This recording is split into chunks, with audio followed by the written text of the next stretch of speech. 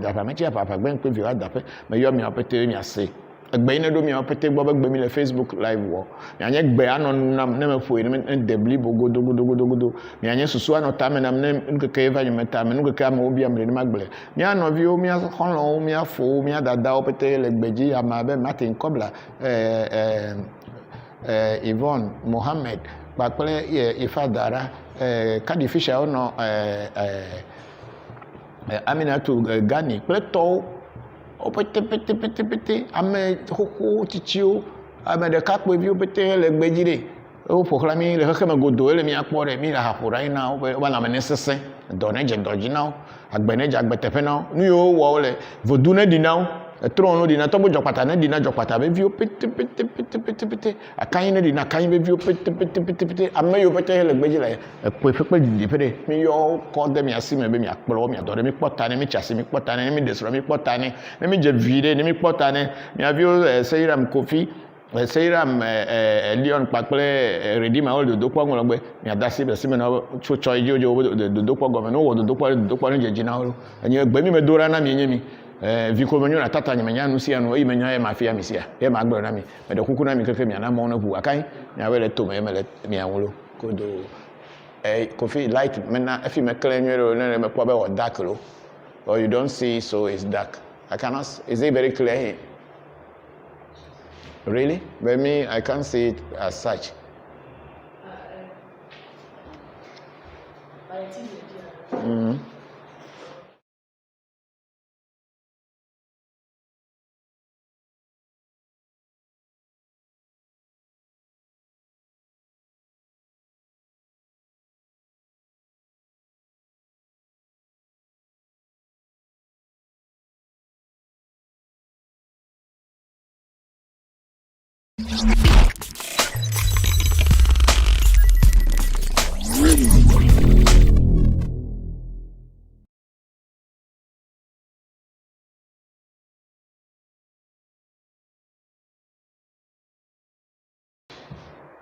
Wait, Chief here. Is it okay now? Is it clear? Okay. So here we are again, and Nana Kokosachi from Maryland is saying greetings from Maryland, Togby. Thank you very much, Nana Kokosachi, for joining us. No, now we're gonna like me. When we see we meet, yeah. You may call me here cover if you manage Joe. Me and come here cover. Yes.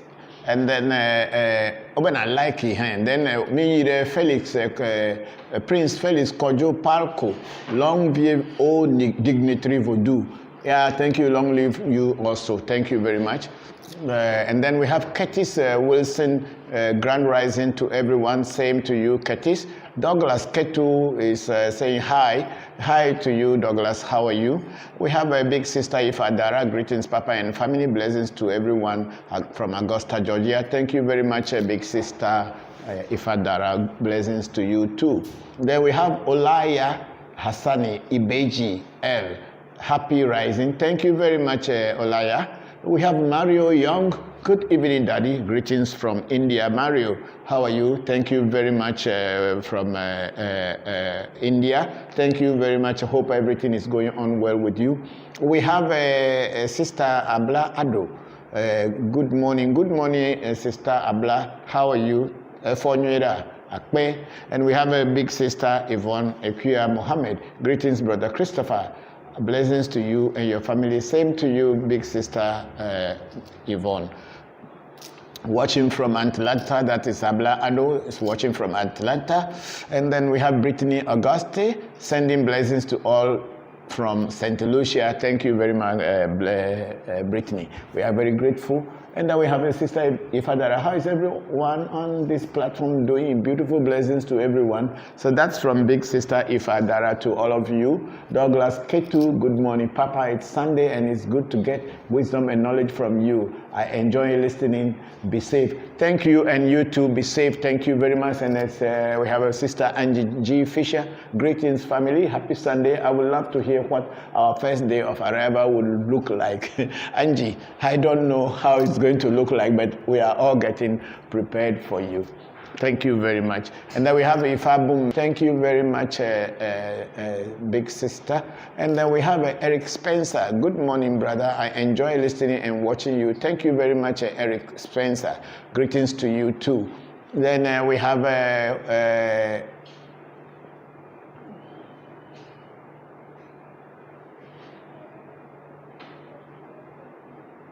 Ashelia Javes Jean. I'm blessed.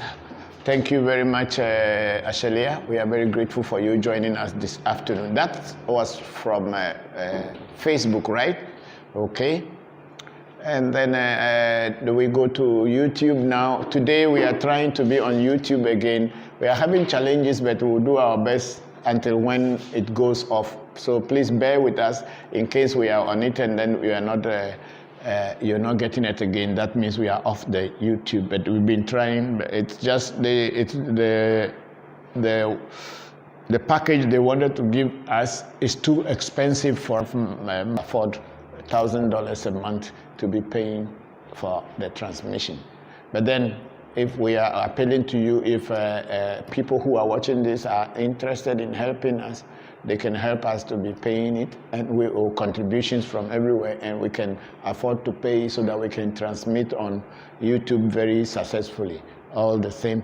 Then we go to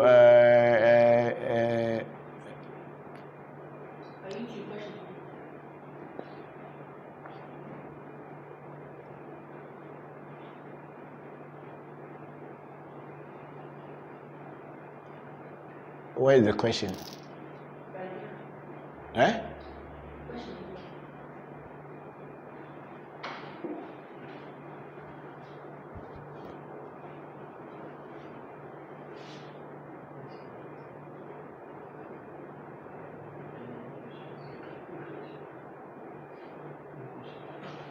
Okay, so we haven't gotten any question yet. So let's continue on the Facebook and see who are sending greetings. The Ashelia Jean is the last person here. So yes, Angie was saying that she will want to know how their first day in Ghana will be. It will just be as normal as anything. I'll come over to the airport, pick you up, bring you home, and then take you to your place where you will be staying. And after that, we'll plan how things are going to go. Because I went through your names and the date of births, and I realized that we have some people born on Friday, people born on Wednesday, people born on Thursday, and another one on Tuesday. So doing the A7 or the negative destiny, we will have to use these days to do it. And then we will do the negative destiny before approaching anything. So we'll see how it goes. But then I am also putting my mind and my team together so that when you come, you will enjoy and have the maximum opportunity to learn whatever you can learn before going back. Thank you very much. Yes, and Shamba Musa, I think you have now received your warrior mantle. And I don't know whether you are wearing it today. If you are, please take a picture of it and then post it on the thing for all of us to see. Thank you very much. So please send in your questions and let's start because it's already 2 o'clock in Ghana, or after 2. What's the time now? 2:09. 2:09. Yeah, so we expect your questions. So send in your questions so that we don't go overboard or overtime deep into more than 4 or 5 p.m. as we did last week. Please let your questions start coming.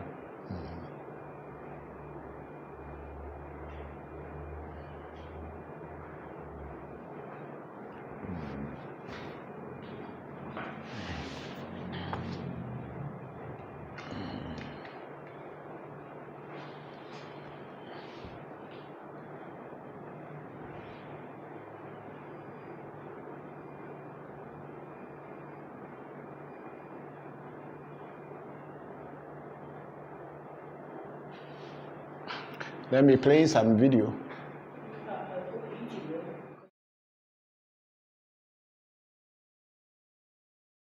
Tusan, thank you. How much money should we plan on saving for the ceremonies? Which ceremony? Sam, which ceremony are you asking of? You have to tell me what ceremony it is before you ask me how much.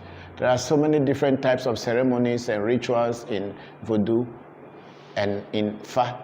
I have not told you about any ceremony and you have not discussed any ceremonies with me, so how come that question, how much should we plan on saving for the ceremonies? I don't know, because we have not discussed any, you and I haven't discussed any ceremonies.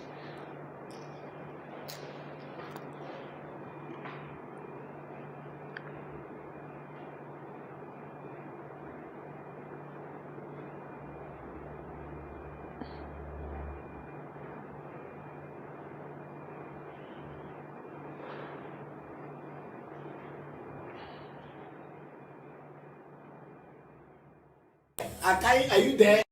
You made a power. I'm not seeing you. Come.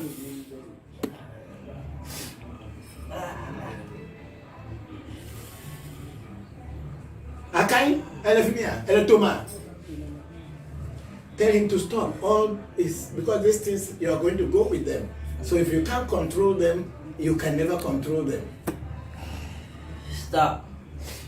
My voice. Stop. You should hear my voice. When I say yes, it's yes. When I say no, it's no. When I say stop, it's stop. When I say work, you work. You have, because that's your Akai. Okay, Kofi. Because Akai, you can take a job. We are now going to Jopata's room. Is it okay? You take yours. You are tired. I can see. It's like it's still. It's like it's pulling. It's here in here. Like it's not here. It's like. Tell him to move into your arms. Okay, move into my arms.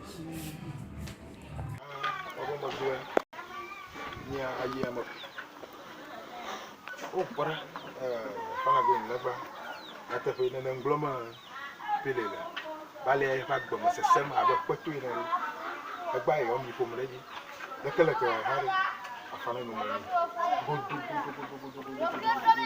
yo fo mi reji mo na bo ten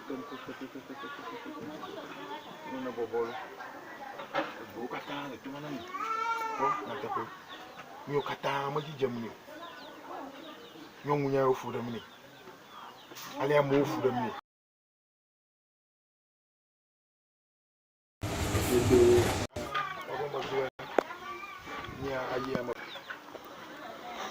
Oh, para going never. Atafe na ngloma pelela bale fa gboma sesem abe kwetu ina egba yo mi fo mreji lekele ke hari afana no mani bodu yo fo mi reji mo na bo ten mo na bo bolo bu kata le tu mana ni ko na tape mi o kata ma ji jamni nyongunya o fu da mini ali a mo fu da mini ajimi manya domni ore mi nto mi yaji ya gere do mani o te doji awo mi an do mo kata chunku biere nchi la fmare bo yo shi mi cho la fiade ya o ni mi o kata fu da mini re na ko totro na mlo nyire o po de fia na yi nto ha mo so so mu nyore mi fo dure mo ni bana so re do chi na fo dadare gbo cho mo de ya tweki ya de afi beto lo mlo nya wa mo po de fia na o agigli ma na nya ta na yi nto fo de damri mi de afi o pe la no mo ko so re ayi ni ya ire gbaji ka juchi lo bo mo sa ko futo wori ni bu nko ko ni no de ni ashi boya ko ya ko boya ko ya shifi ka ye ko nko ka ko no bo mo je ni ba mo je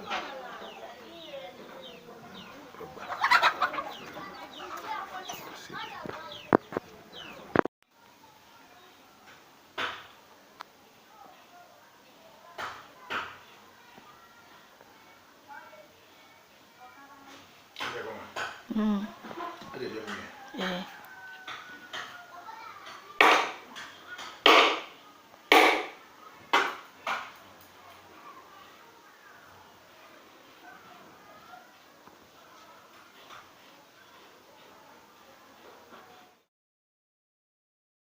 Richard Okanse Akwesi is saying, good afternoon, Mr. Christopher. I hope you are doing well with your family. We are also here doing great. Thank you very much, Akwesi. I'm very grateful, and thank you for joining us. And also, very sorry for the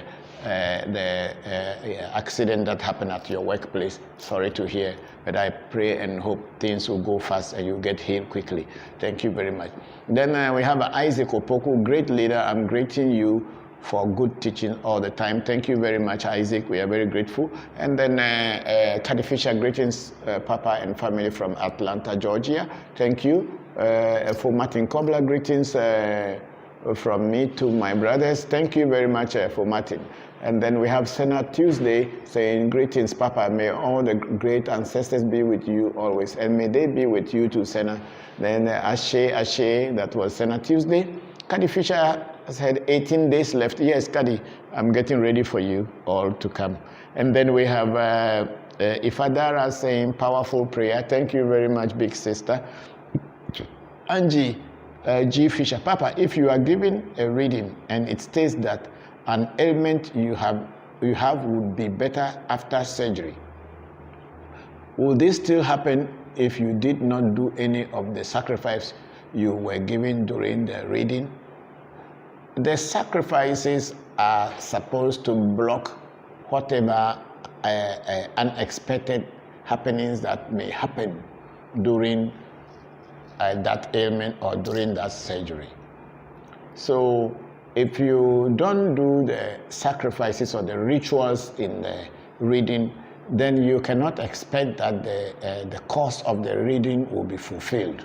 It is after you do the rituals, the sacrifices, the vosa, the Yoruba call it ebo, until you do those things, you don't expect anything in the reading to be fulfilled, because it is something that they have seen, but the rituals are the ones that are going to bring it into fulfillment. So I don't think if you don't do the rituals, everything will be okay. You may be lucky it will be okay, but also it may not be okay. There was an incident with one of my students here, and she had fibroid and she was going to do an operation or surgery. So when she came, we did a reading, and they told us that, yeah, the surgery will be okay, but then she should do the rituals in the reading before going. And luckily, she heeded to that, and we did the rituals for her. She went for the surgery, and she came out successfully, apparently. And then it got to a point, one day I think she just coughed, and then the place where the stitches were just broke, and then it opened up her intestines and all these things. So she has to hold it and go to the hospital straight away. Oh no, she was still at the hospital at that time. So they came to attend to her again, so they have to take her back to the theater. They did another stitching and everything. And after some time, it opened again. So they did it a third time. But each time these things happened, she was calling me, and I kept telling her that I would pray for her. And finally, she came out successfully. But then, supposing she had not done the rituals that were prescribed in the reading, maybe that opening that came first and the second time could have taken her life away. So when you do a reading and they advise you to do a ritual or a vosa, it is advisable to do it before expecting anything, because the reading is only telling you what they are seeing. And then they prescribe something for you to do to make what they saw to be blocked or materialized. But if you don't do them, you cannot expect things to materialize for you. Thank you very much, Angie. And then we have a Kobna Afenefa Heru Anan. Peace and blessings to you and everyone from Ohio. Hello, thank you, Kobna Afenefa. Thank you very much.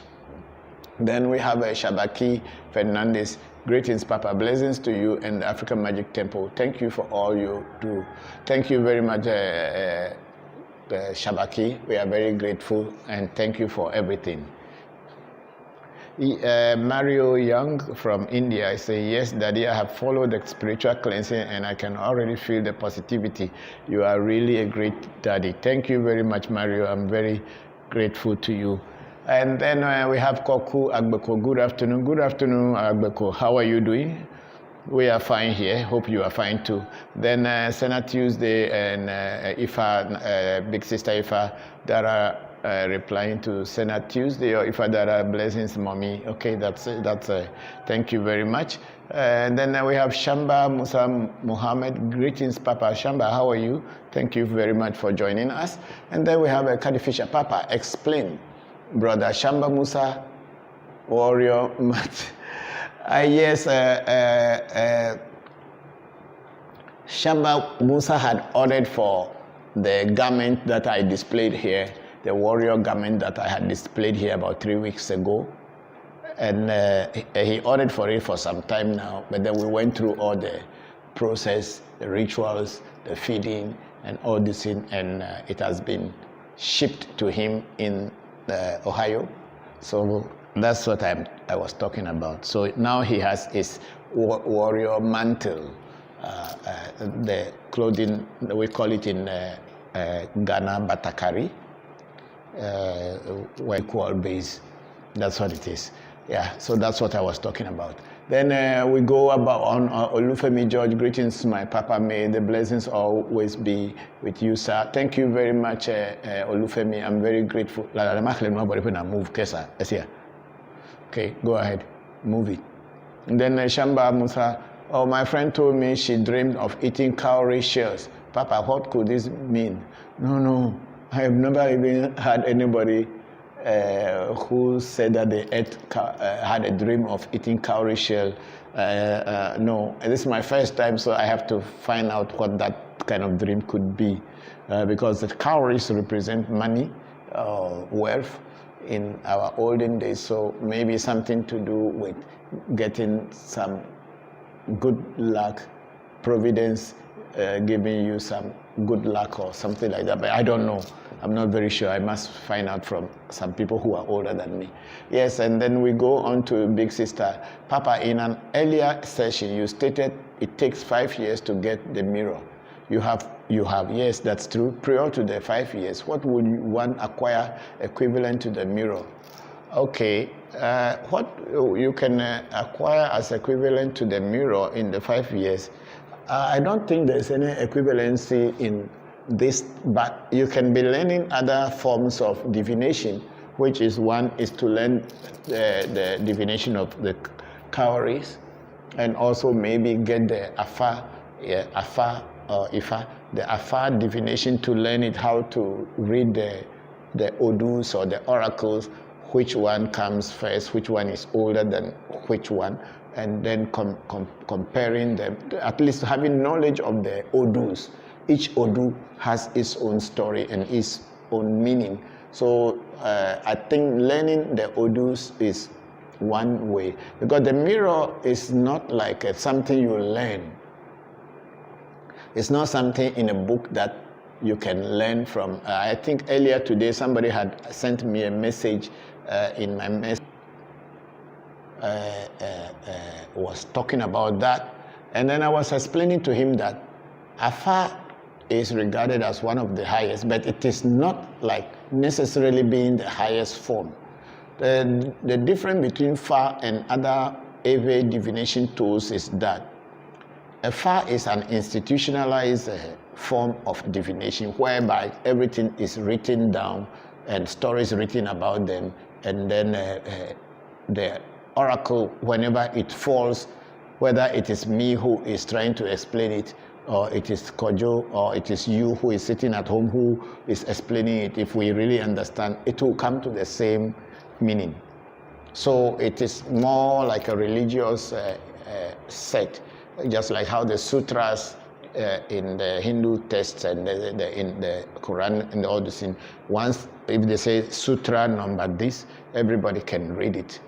But then in other definitions like the mirror, it is an individual thing in the sense that myself and my mirror, we have this relationship in the such that when I start to look into the mirror, it starts to tell me things that are happening immediately when someone comes to do a divination. And it also tells me what has happened in the past and what is going to happen in the future should I require to learn about that. It also gives names of people, places, and events. That's what the mirror does. So it depends on your ability to be able to perceive your extra sensory perceiving ability is the way I will see. And then maybe some people will see more things than me, and some people may see less, depending on your psychic ability. But far is mathematics. It's a binary, it's based on a binary mathematics. So anybody who is clever and can study it will know it. The only thing you may need to know more will be the stories that come along with the oracle. So the mirror takes time, far divination chain. Thank you, big sister Ifadar. I hope I have answered your question.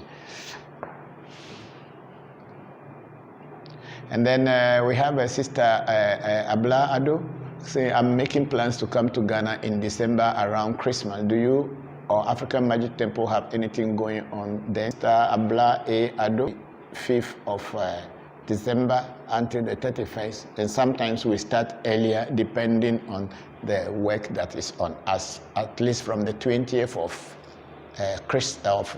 December until 31st December, we are busy. There are so many things.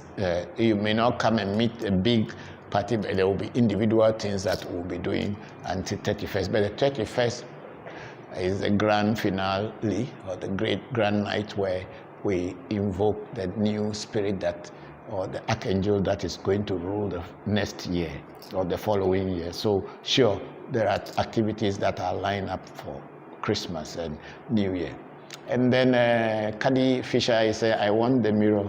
Yes, Kadi, I know you want the mirror. When you come, we'll talk about and see how things are, okay? And then somebody, Dominique Brown, is voodoo evil? I don't know. That is up to your own way of thinking. Whether voodoo is evil, it's not evil, it is up to you. I practice voodoo. I don't know whether it is evil or it is not evil.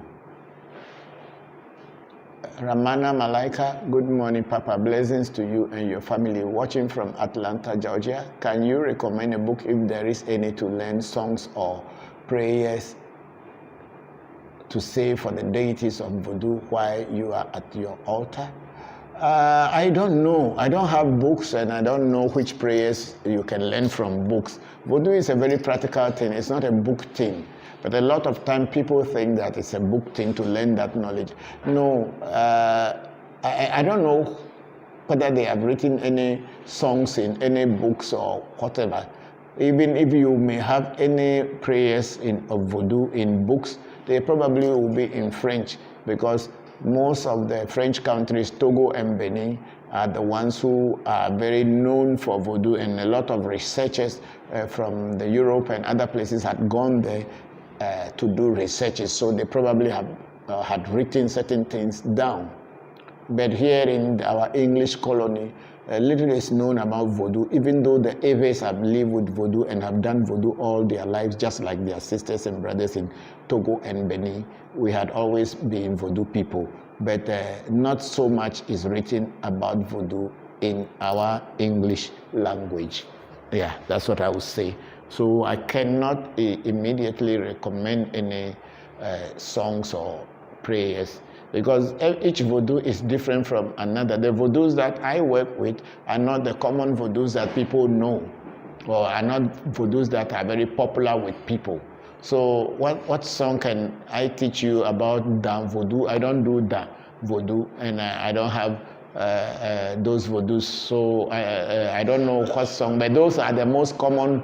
Those are the most common vodus that people know about. And here in my shrine, most of the vodus that I have, not many people know them. And also, honestly speaking, we don't even have songs for them. We only sing general warrior songs to them, unless the vodu essay, which has its own song. But the essay is also not a vodu, it is destiny. So you can't even call it vodu. But that's the only one that we have essay songs. But then essay songs will only be advisable for someone whose negative essay has been removed, or someone who has already set up their positive essay. Then we can recommend to you to be singing essay songs, but otherwise it is not advisable. Then we have Eben Owusu. Please, Toby, is it possible you can do readings on me online? Yes, Eben Owusu. Yes, we do online readings. You can be where you are, and we are here in Ghana. When you send us our reading charge, which is $150, we will call you. You will speak on the money, and then we'll put the money and give the money to the oracle. And then when the oracle comes back, we will call you, and then we will do the reading with you straight directly. So we do. Okay. And then what is the next question? Manuel Miro, what types of pendants, necklaces, or amulets do you have? Do those things have expiration date too?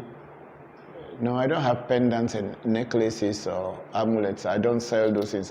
Whatever I do, I do custom-made things for people. I don't just do my things down and then sell it out to people because people want to buy. If you want me to do something for you, you have to tell me what you want me to do for you, and I'll customary do it for you. I don't do things down and sell. No. That's not what I do. So I don't know whether there is any expiry date. The way voodoo is practiced in my shrine is totally different from people who sell things on the street in some other parts of the world. I don't do those things. Then we have Monica Kova. Good morning from Yonkers. This is a true blessing, and I'm so grateful for you for receiving the enlightenment. Thank you for always explaining and giving understanding of spirituality. Thank you very much, Monica. I'm very grateful, and I'm happy, and I'm blessed to make some impact on you. May the ancestors continue to be with you. Thank you very much, Monica Kova. And then we have Luis Papa. Greetings, watching from Sweden. You are doing a good job. Thank you very much, Luis, and thank you for coming to join us this afternoon. Yes, we have Shamba Musa again here. Papa, I love my mantle. It's made very well. Sometimes I will just sit and stare at it. Yes, I know. I think I have shown you all the videos from the very beginning through all the rituals at different shrines. Or some shrines we have to travel about 300, 400 kilometers, 300 kilometers just to take your mantle there, so that the gods and the ancestors there, the spirits and the vodus there to bless it. So I know it is very well made. I believe in it myself, and I know it has been done properly to do its work for you. And it's amazing, sometimes when you are looking at it, you will be wondering whether you have finally owned this thing that is only given to few people. Yes, that's how it is. Thank you very much, Shamba. And then we have Pierre Palacine. Good morning, Togwe from Maryland, USA. Hope all is well with you and your family. Yes, we are fine, and how are you too? My question to you, what should someone do if a specific voodoo presents itself to you in dream? Like the spirits appear in front of you and told you it is its name? How should you proceed from there? Thank you.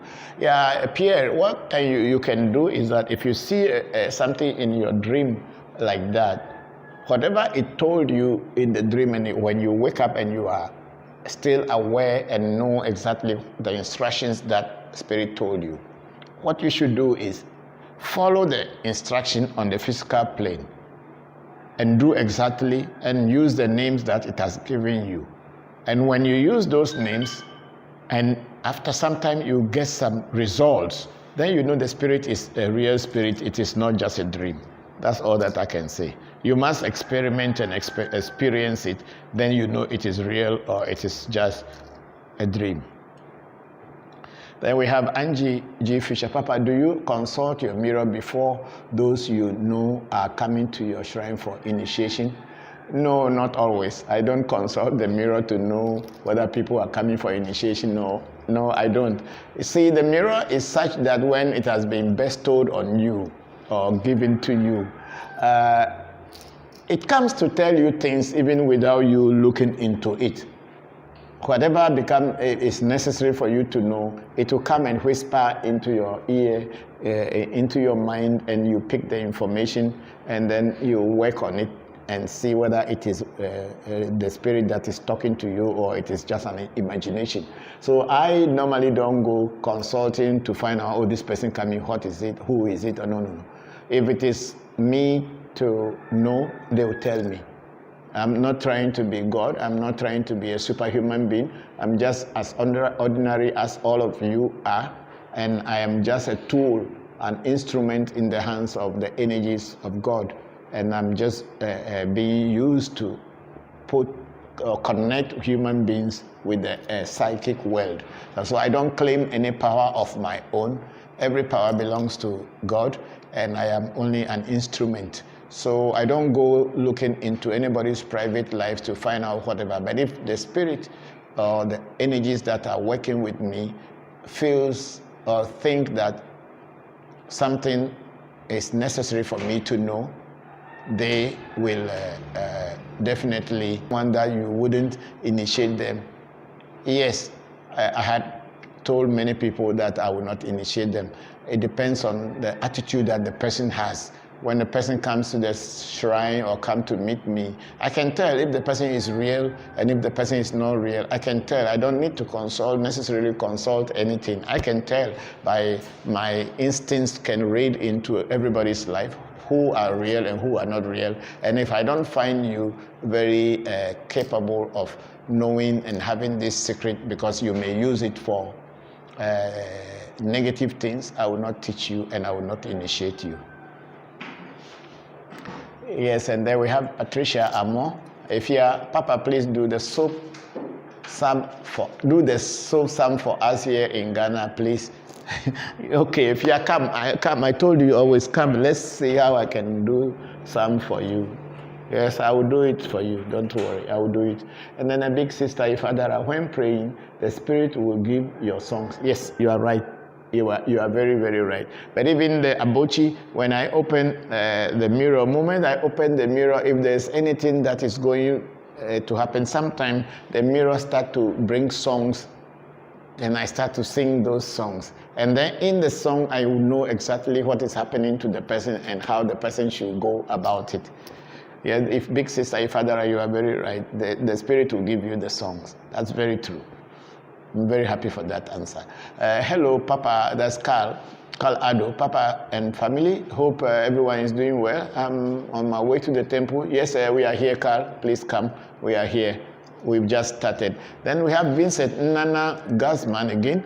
Greetings from Vincent Guzman. Papa, I hope I did not come too late. No, we just started, Vincent. Thank you very much for joining us. We are very grateful.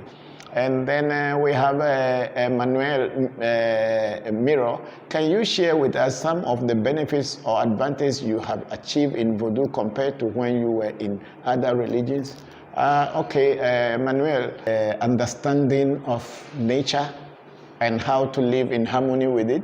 I also have achieved that my desire, my heart desire, is fulfilled. I have peace of mind because I always know that there are entities that are invisible who are always around me and ready to assist me in everything that I do. I don't think of heaven because I don't believe in heaven, that I'll have to go to heaven before I'll get my goodies there. No, That dream had gone long time, and I don't ever think about going to heaven before getting my goodies. Whatever I wanted, if it is good for me and good for humanity, the energies and the entities who we call in Ewe voodoo, you will bring it to me. And that kind of sense of fulfillment is what I have gotten. And mind you, it is not a day's job that you come into voodoo today and to next tomorrow you are able to conquer and understand everything. No, it takes time and it takes patience and understanding to go onto this journey. It's not a journey that you are going to go like going to the movie house and come out and say, oh, the movie was great and all. And it's also, voodoo is also not like a bathroom slipper where you put your shoe into it and after bathing you remove it and throw it away. You must make up your mind if you want to be on this path of voodoo, because it's the path of the ancestors and it's the path of truth. We have the narrow path and we have the broad way. You choose which path you want to walk on, but you would surely get to the end. If you take the broad way, it leads you to death. But when you take the narrow path, it leads you to life. I am on the narrow path, and that's what voodoo has taught me. It is not everybody will embrace voodoo, and a lot of people will denigrate the voodoo practices. But if you as a person and your inner self is aware and your inner self is ready and your inner self is to learn from this path, then you to acquire power and go and use it somewhere, then you are in the wrong place. You won't get it. And you will only be in the hands of fake priests and fake voodoo practitioners who will use stage magic. Listen to the word stage magic or entertainment magic to fool you, to tell you that that's the power of voodoo. The power in voodoo, or the power in voodoo practices, is a natural power. And you acquire it by understanding nature and living in harmony with nature. That brings peace of mind. You can speak to nature and nature listens to you. That is the beauty about voodoo. That is how you feel that now you are in control of your life. You can decide to make things happen, and you can also decide to let things stop from happening. This is the beautiful thing of voodoo.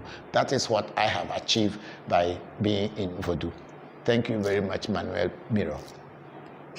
And then we go on to Mario again in India, Mario Young. Daddy, do you have experience of the Kali goddess? Because here in India, the Hindus revere her as a powerful. Yes, Madam Kali. Yes, I have had some experiences with Kali, and I think Kali. I live in Calcutta, and I have been to Kalighat. I have been to many places, and also I have also interacted with a lot of Hindus in Ghana who had Kali as their deity, and Kali had spoken to me through them, to them through me, by me telling them what to do. And they went ahead and did it, and they saw results. There was even one incident that I was doing a reading with the mirror for a businessman who is from an Indian origin, from North India. And Kali goddess was their deity, their ancestors' deity. So I was transported from here into the forest where the shrine was in India, and I was able to look at all the things that were happening there, and even the trees that were planted there. I don't know their names, but they mentioned the names to me. Then I asked my client, what are these names? And they told me, oh, those were the trees that were planted around the shrine. And I was able to, the mirror was able to tell me what was happening in their family, and that there was a guy who was getting mad. The mirror mentioned the person's name, and I asked them that the mirror is saying, Abochi is saying that this person is getting mad.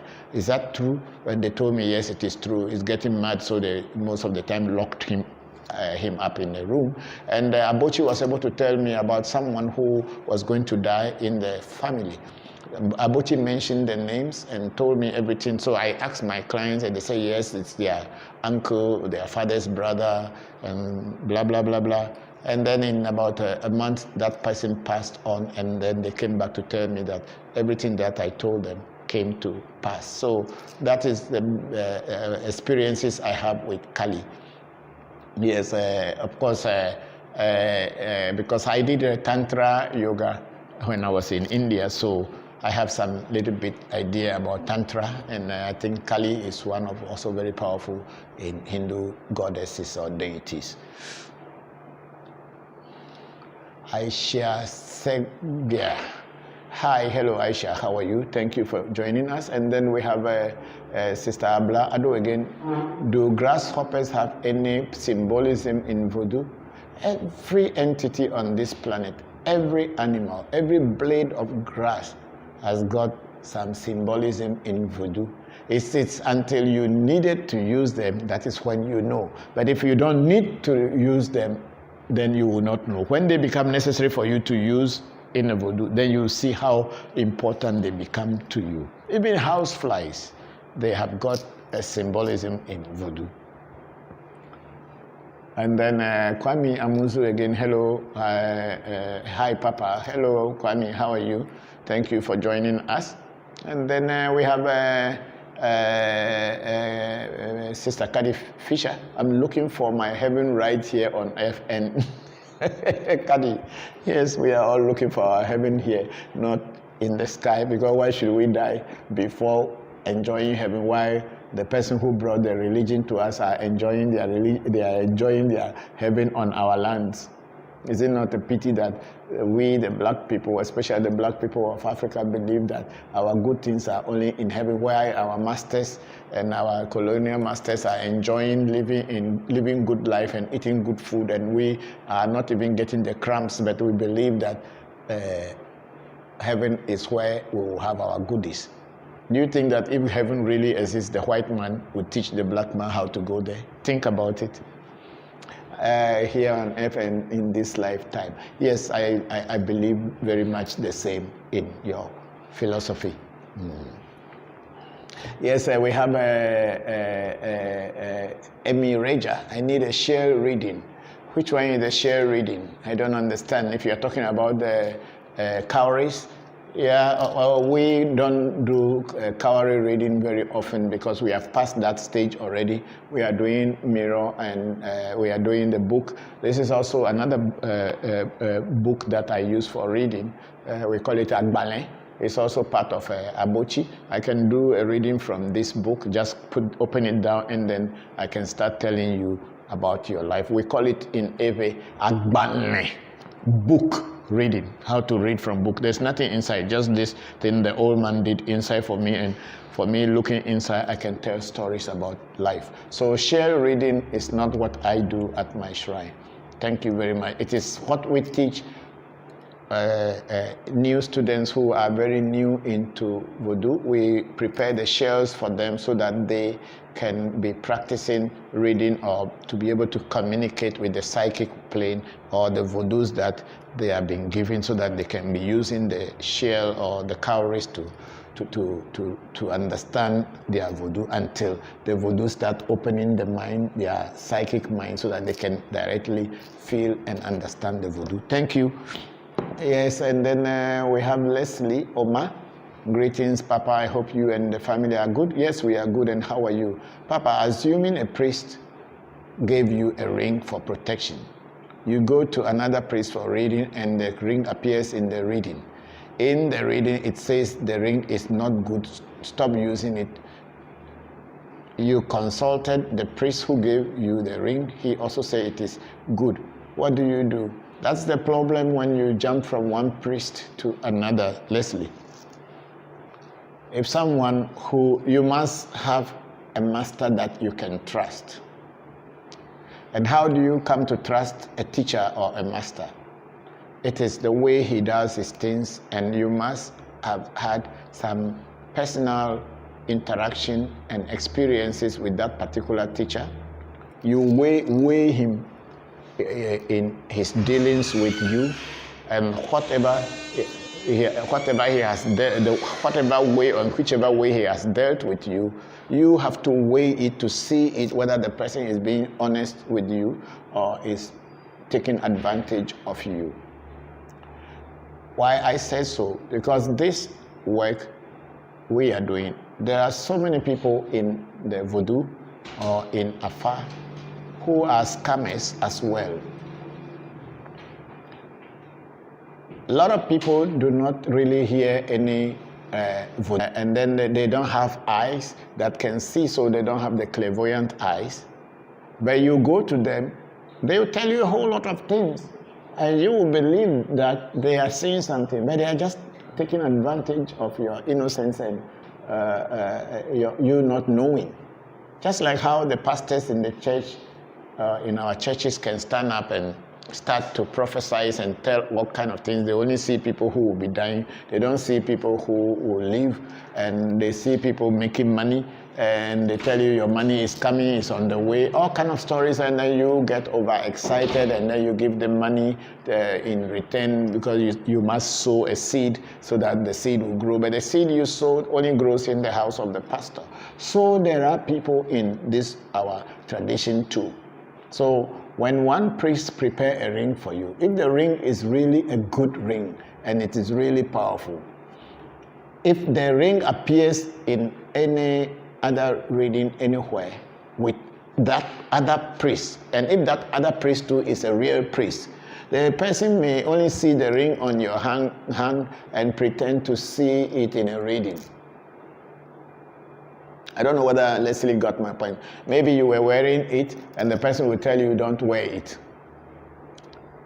It's not good because he probably wants to sell you a different one. Because I don't think that you go to a real priest and then he'll prepare a ring for you, and then that ring will go to another shrine and they will say it is not good. There was a case of two priestesses who heard about me, and they were also into voodoo, but they were very young, and they came to me one of my end of year festival. They came over, they stayed about 3-4 days here, and we were doing things. So I did a Tobe Jopata bangle for them. They went back home. They were very close friends. That's how they got to me, the two of them. And unfortunately for them, or for me, they both had some personal, individual interest in me as a man. But then I wasn't interested because I am teaching, that's what I am doing, and that's what my relationship with them was. So they went back home and they started having problems with each other. I didn't know. Later, they started attacking each other spiritually with whatever they had had. So one of them got sick and went to a priest for a healing.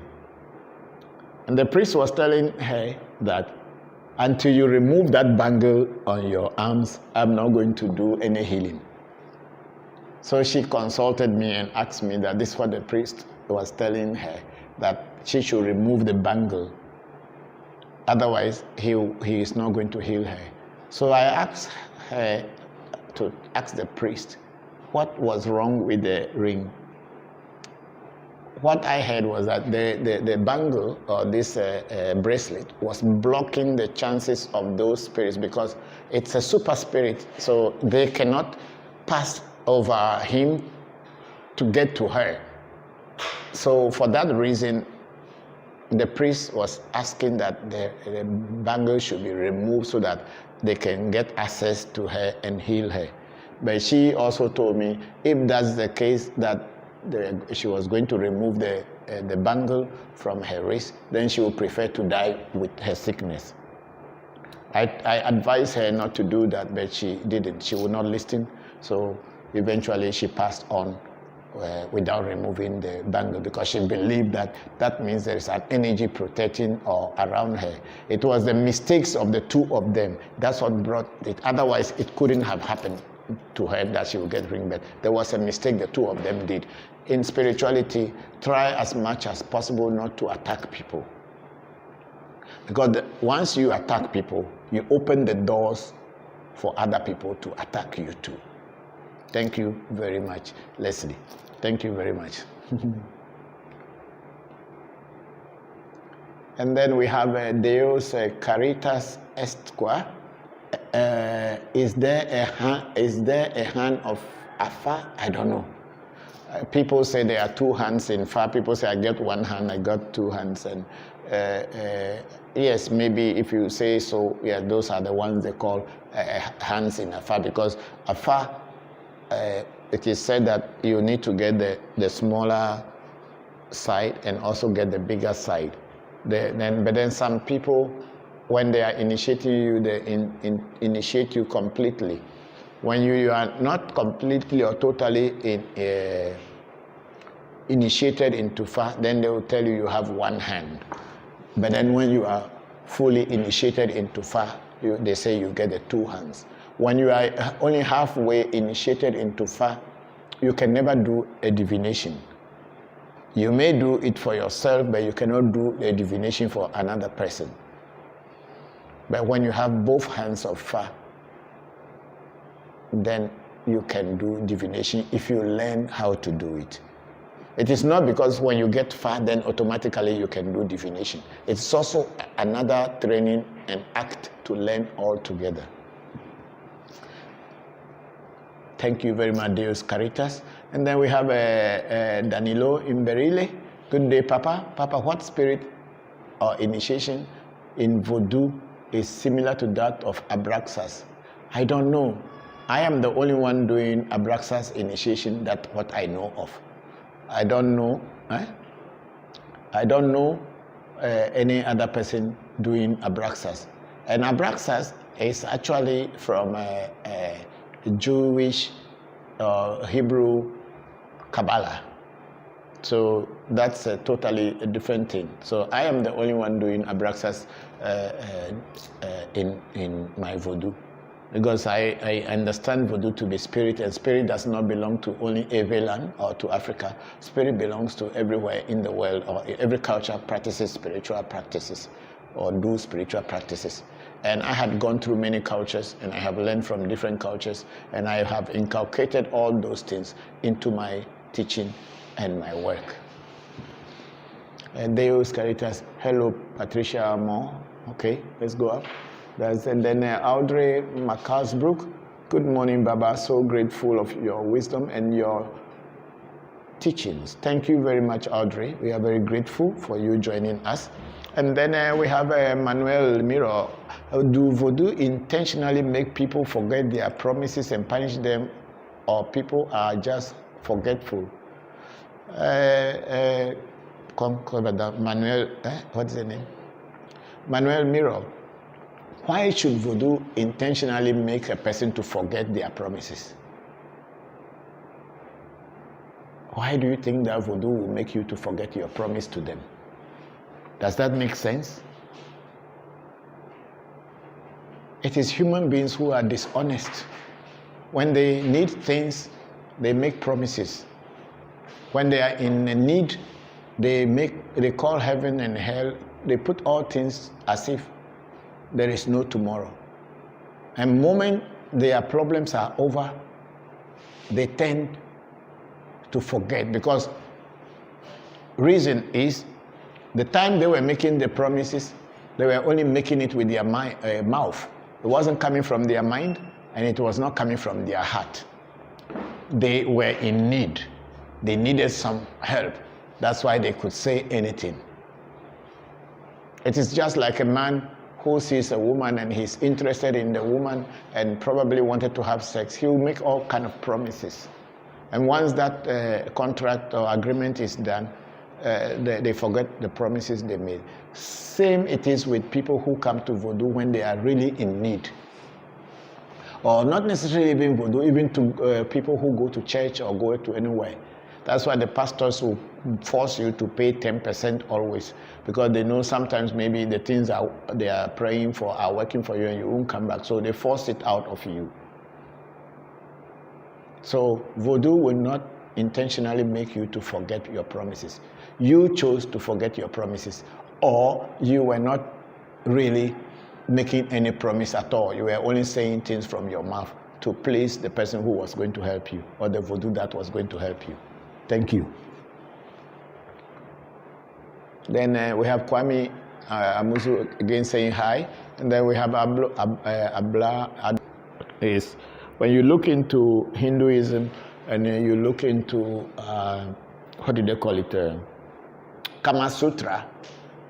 Kama Sutra is a book that was written about sex thousands of years ago by the abbots and monks in Hinduism. So in that, they spoke much about sexual positions and all this, and that's what people were more interested in. But then more than that, sex is a sacred association. It is not only for fun, but it is also sacred, because it is the process through which this creation continues going. So it's a sacred act. So tantra or tantric sex could be seen and regarded in that maybe during certain kind of spirit, it becomes advantage of you and make that act.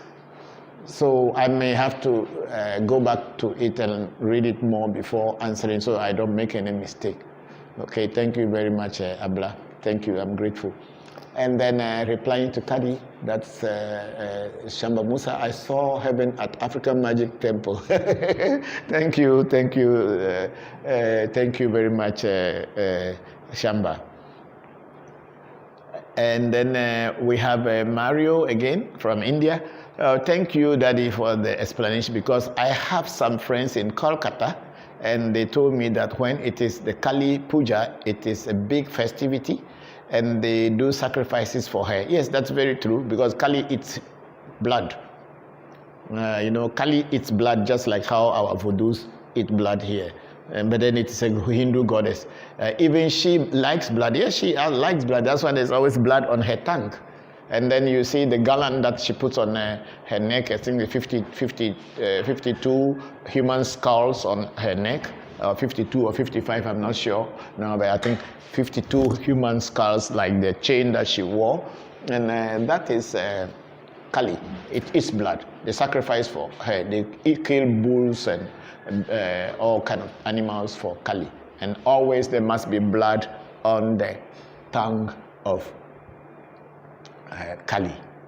And you can also see that there are some songs in our Ewe songs that when we kill animals for the voodoo, there are certain places they have to sing the song that, okay, please, now you have given me blood, clean the blood from my tongue for me. So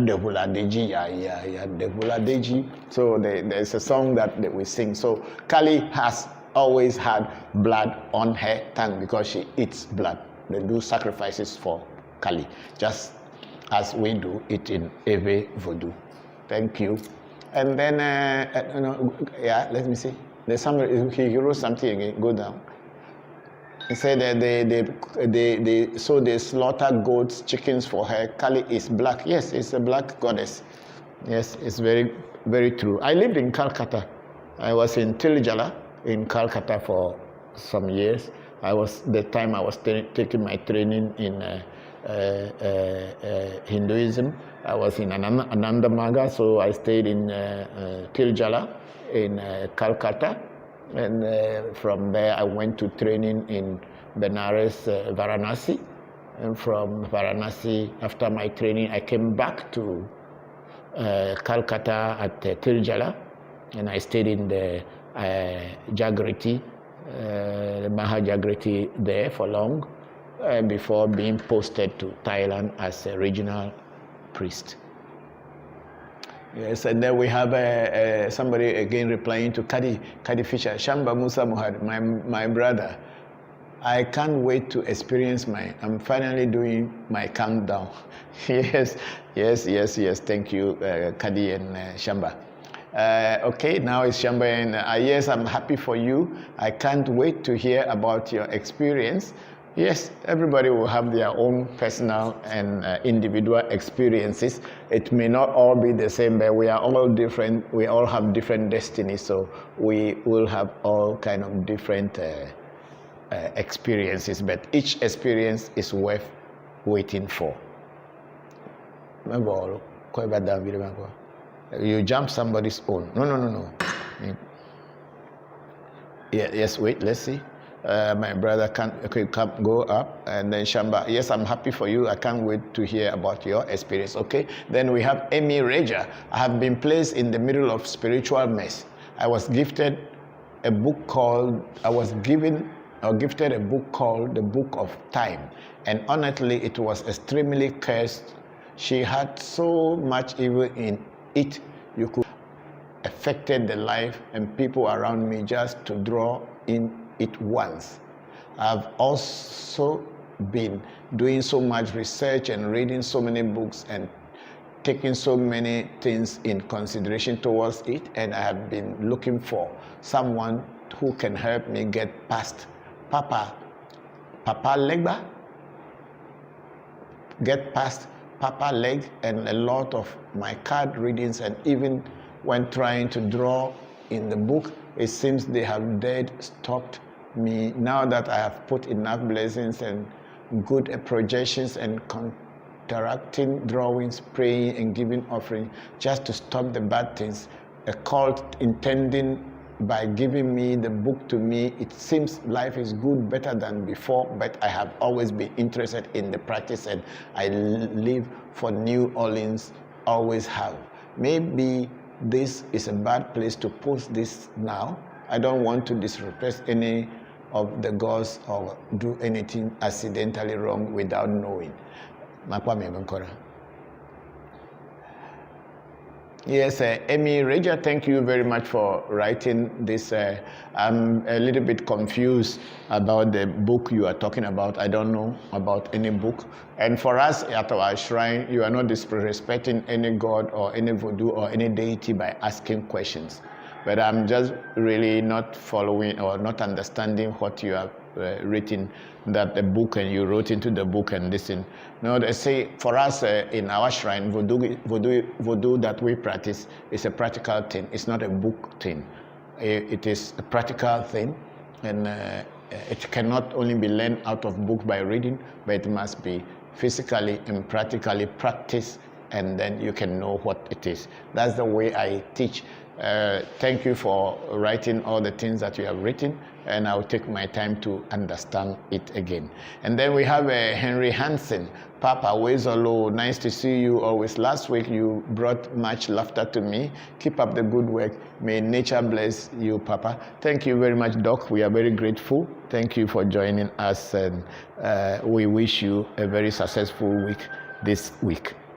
And then we have Leslie Omar from Singapore again saying, thank you, Papa. Papa, please, when pouring libation, is it right to call some water bodies you know the name, such as Tano? Yes, it's okay. You can call the rivers that you know and ask them to come to assist you. It is fine. There's nothing wrong with it. You can call Densu, you call Tano, you call Baga.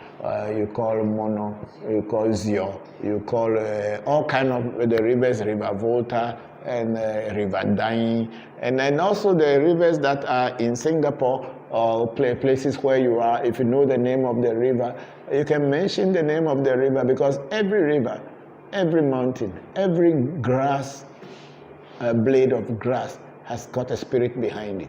That is how our ancestors live with nature and respecting and understanding nature.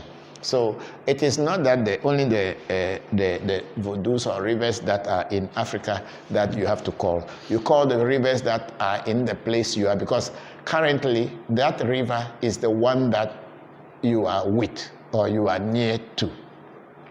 So even if your spirit or your river in your country will come to you country, so you must also pray to the spirit of the river that you are near to, so that it can also come to your aid. And when your spirit river comes to that country.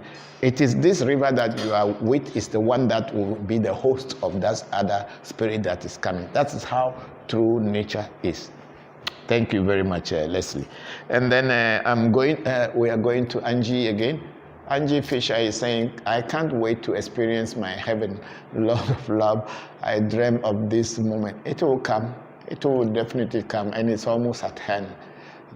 I am just praying and hoping that I get all the energies to be able to put my energy to make things happen for you in your lives. Thank you very much for putting your trust in me. And then Amy Reja again must have been autocorrect. I'm sorry. No, it's okay. Amy, you are okay.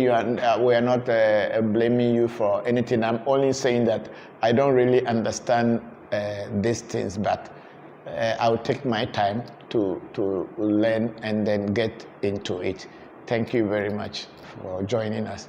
And then we have for Martin Kobler here, Hunoga. Could it be that Lord Shiva was black man that brought our voodoo to India, that has now become the Hindu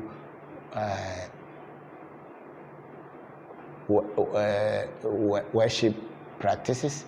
Yes, for Martin, you see, it is a known fact, as far as history of the world is concerned, that the first inhabitants of this earth were all black people. Their skin color was dark.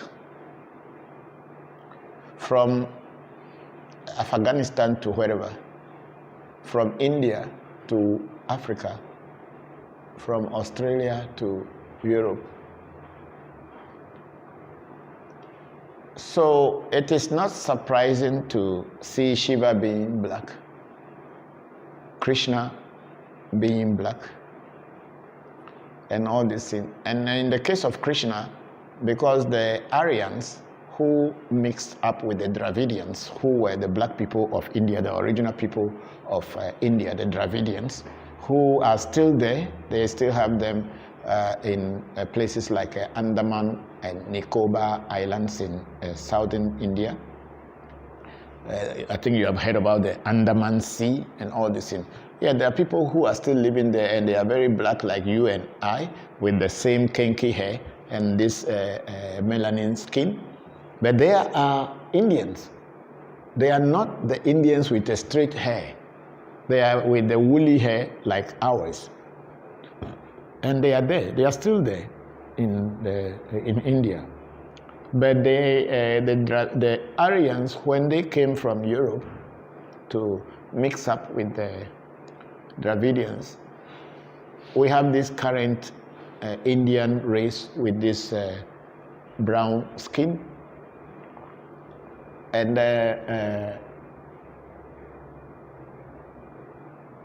Krishna, when Krishna was born, because in Hinduism, the more whiter you are, the more higher caste you belong to.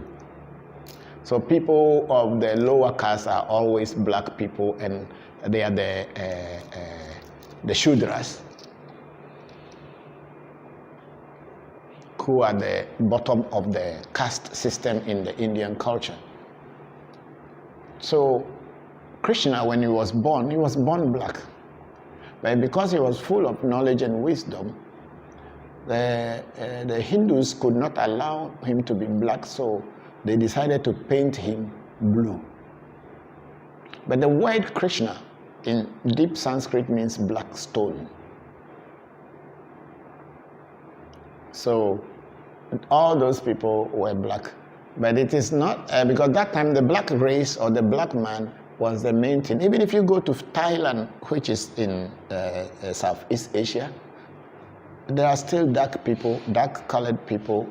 They may not be as dark as us, but they are almost with us with a curly hair when you go towards Hajjai, going towards Malaysia. And when you go to Philippines, you have the same. And move on, you are going to Samoa, Tonga, Vanuatu, and all those places in the Pacific.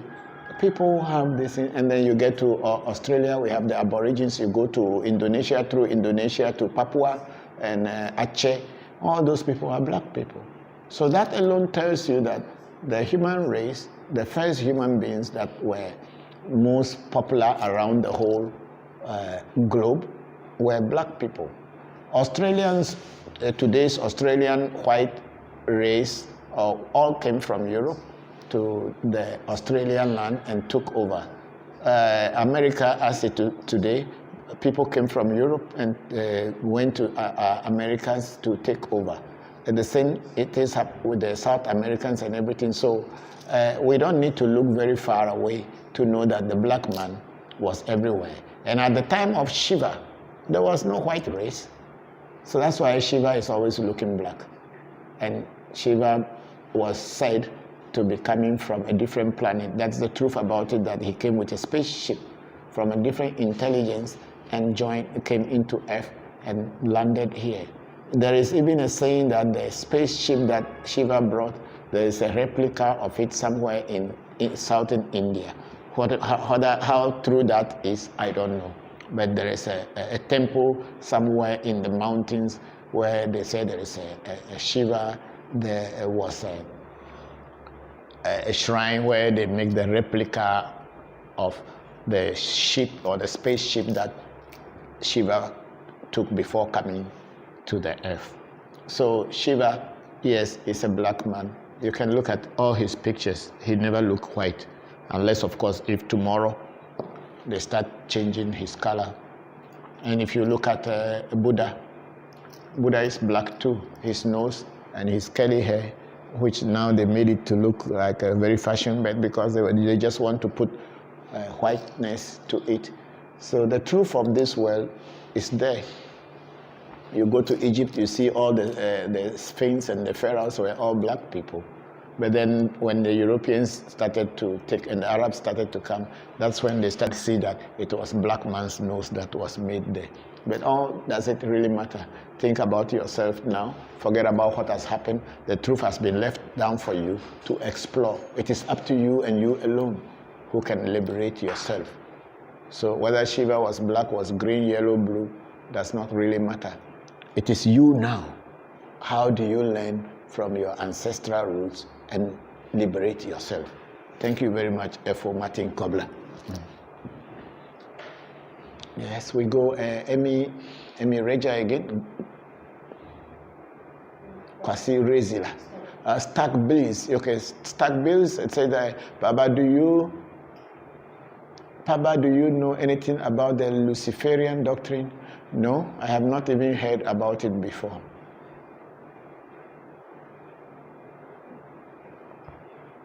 I have heard about a book called The Aquarian Gospel of Jesus the Christ, but I've never heard about the Luciferian doctrine, no. People create doctrines everywhere and there, but the truth of nature is always out there for us. The book of knowledge is not written on paper, it is in nature. When you look into nature, you will see knowledge, you will see wisdom. It's not written on paper. And then Emi Reja again, the book of time was originally made by a cult, and everyone who had it before me, if they didn't give it to another, they ended up dead. Okay. So the cult that formed that thing, just what I was just trying to explain, the book of knowledge and truth is in nature. It's not written in any book. People can choose to write things down. That is them. And they want to use what they write down to control the people who follow them. But nature is the biggest book of truth. If you look into it well, you will see everything that you need and you will learn from it. Yes, and then Emi Reja again, I'm mostly asking advice. I would love to hear your beliefs, ideas, and what you live by. I'm just listening, and thank you. Emi, we live by knowing how to live in harmony with nature. That's the way I live my life. I live my life to learn the truth, not to prove to anybody how great I am or how powerful I am or how powerful I am not. I am just as human as anybody else, and I learn from nature. I only want to have peace of mind in my life, and I want to establish peace with nature so that I can live in harmony with it. That's the way I live my life. I'm not here to prove to anybody how much I know and how much I don't know. I am only teaching the things that I have experienced in my life, and those who are interested to learn from me are always welcome. And then we have Mario Gedadi. What aura enhancing product do you have? If so, how can one purchase them? Oh, we have so many aura enhancing products that are all customly made. I don't make things down and sell. That's not the way I operate. I don't make things and then start selling them.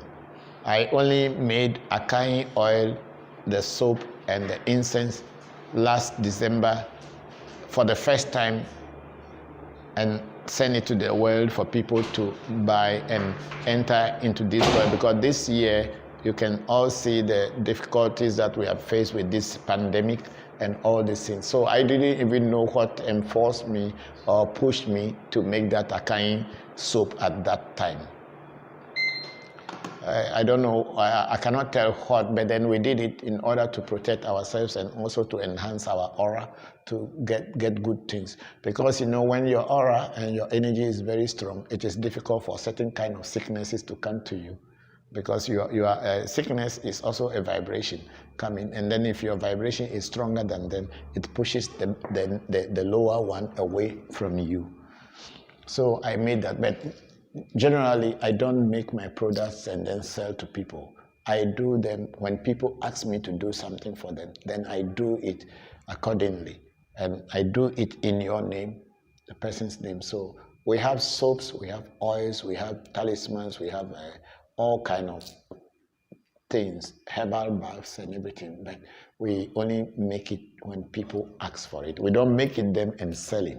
So that's it, Mario. But my things are expensive, I should say. Yeah, Said, move it for me.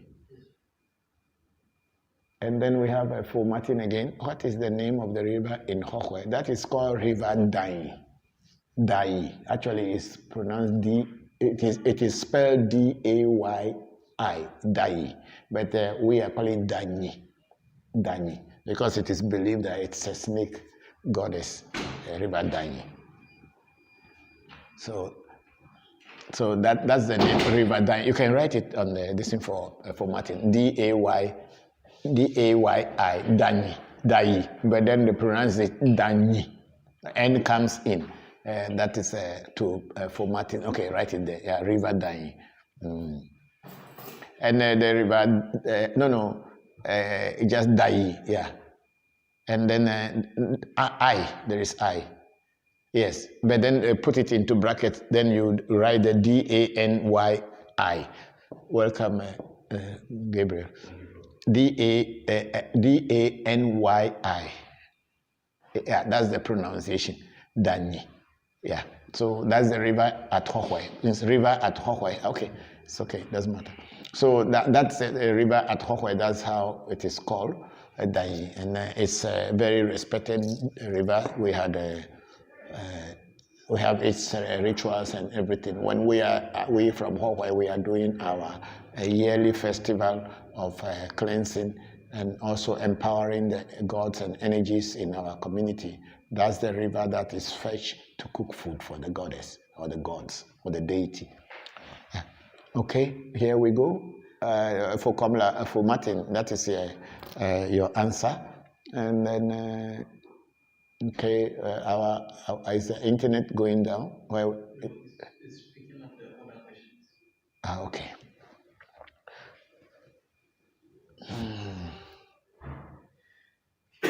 Below.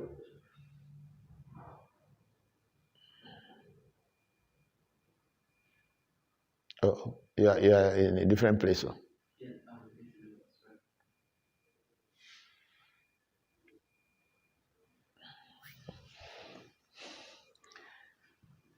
Yeah, we are having very interesting questions today.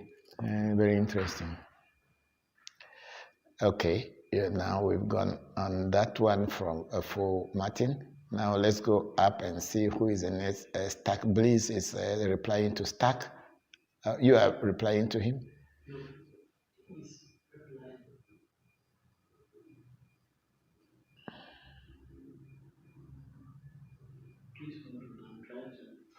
It's freezing, eh?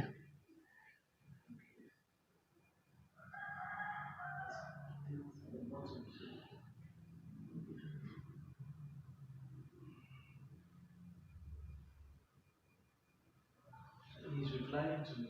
No, I just want to see other questions. Or there's no more question. These are the only ones that the bottom. I know, but I wish to know why and how to utilize them.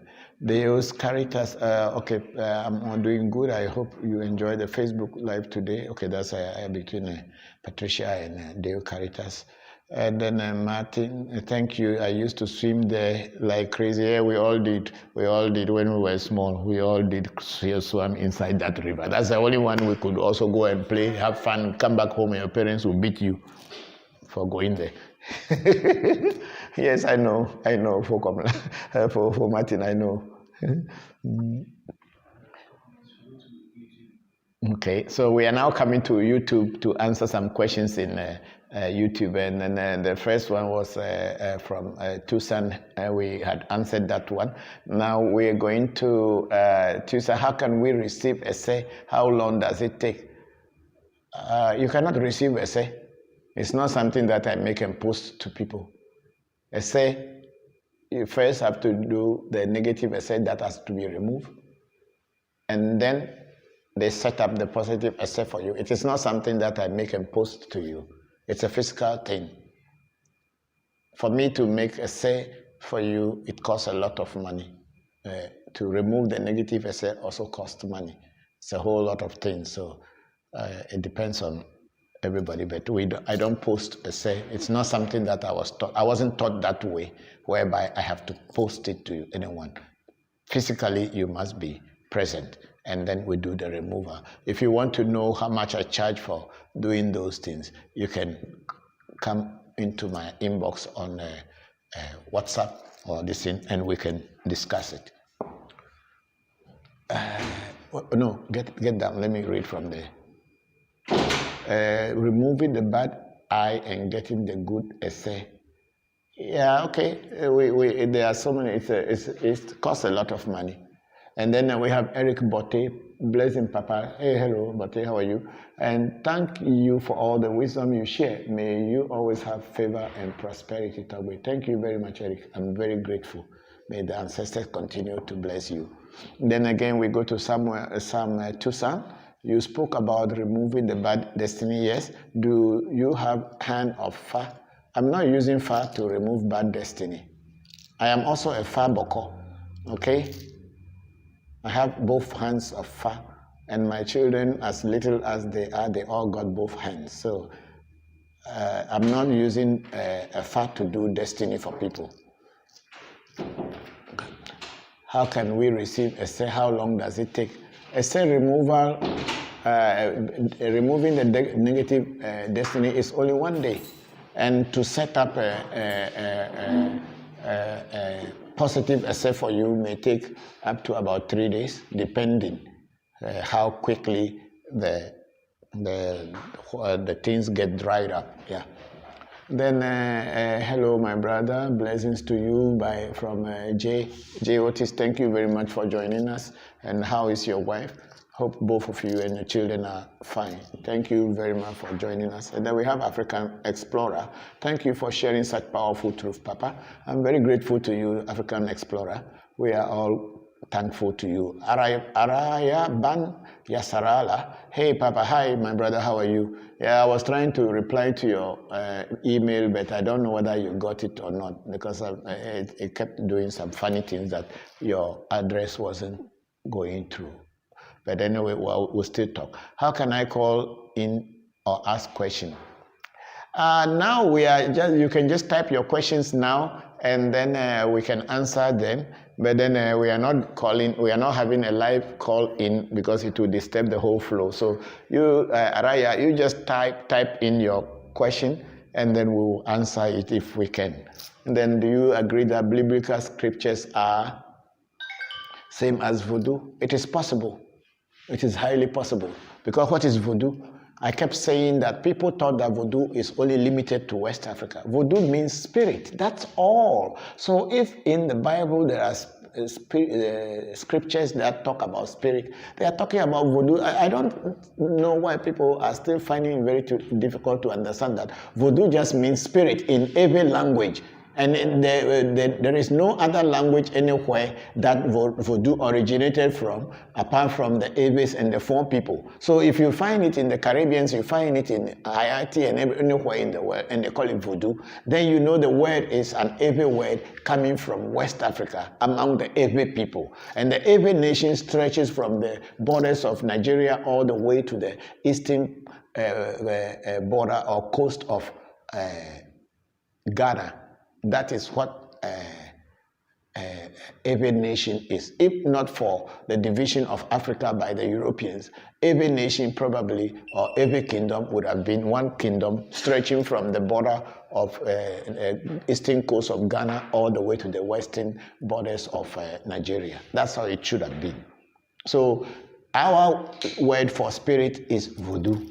So when you hear the word voodoo, don't think of it in any term than that the work of spirits. That's all that it is.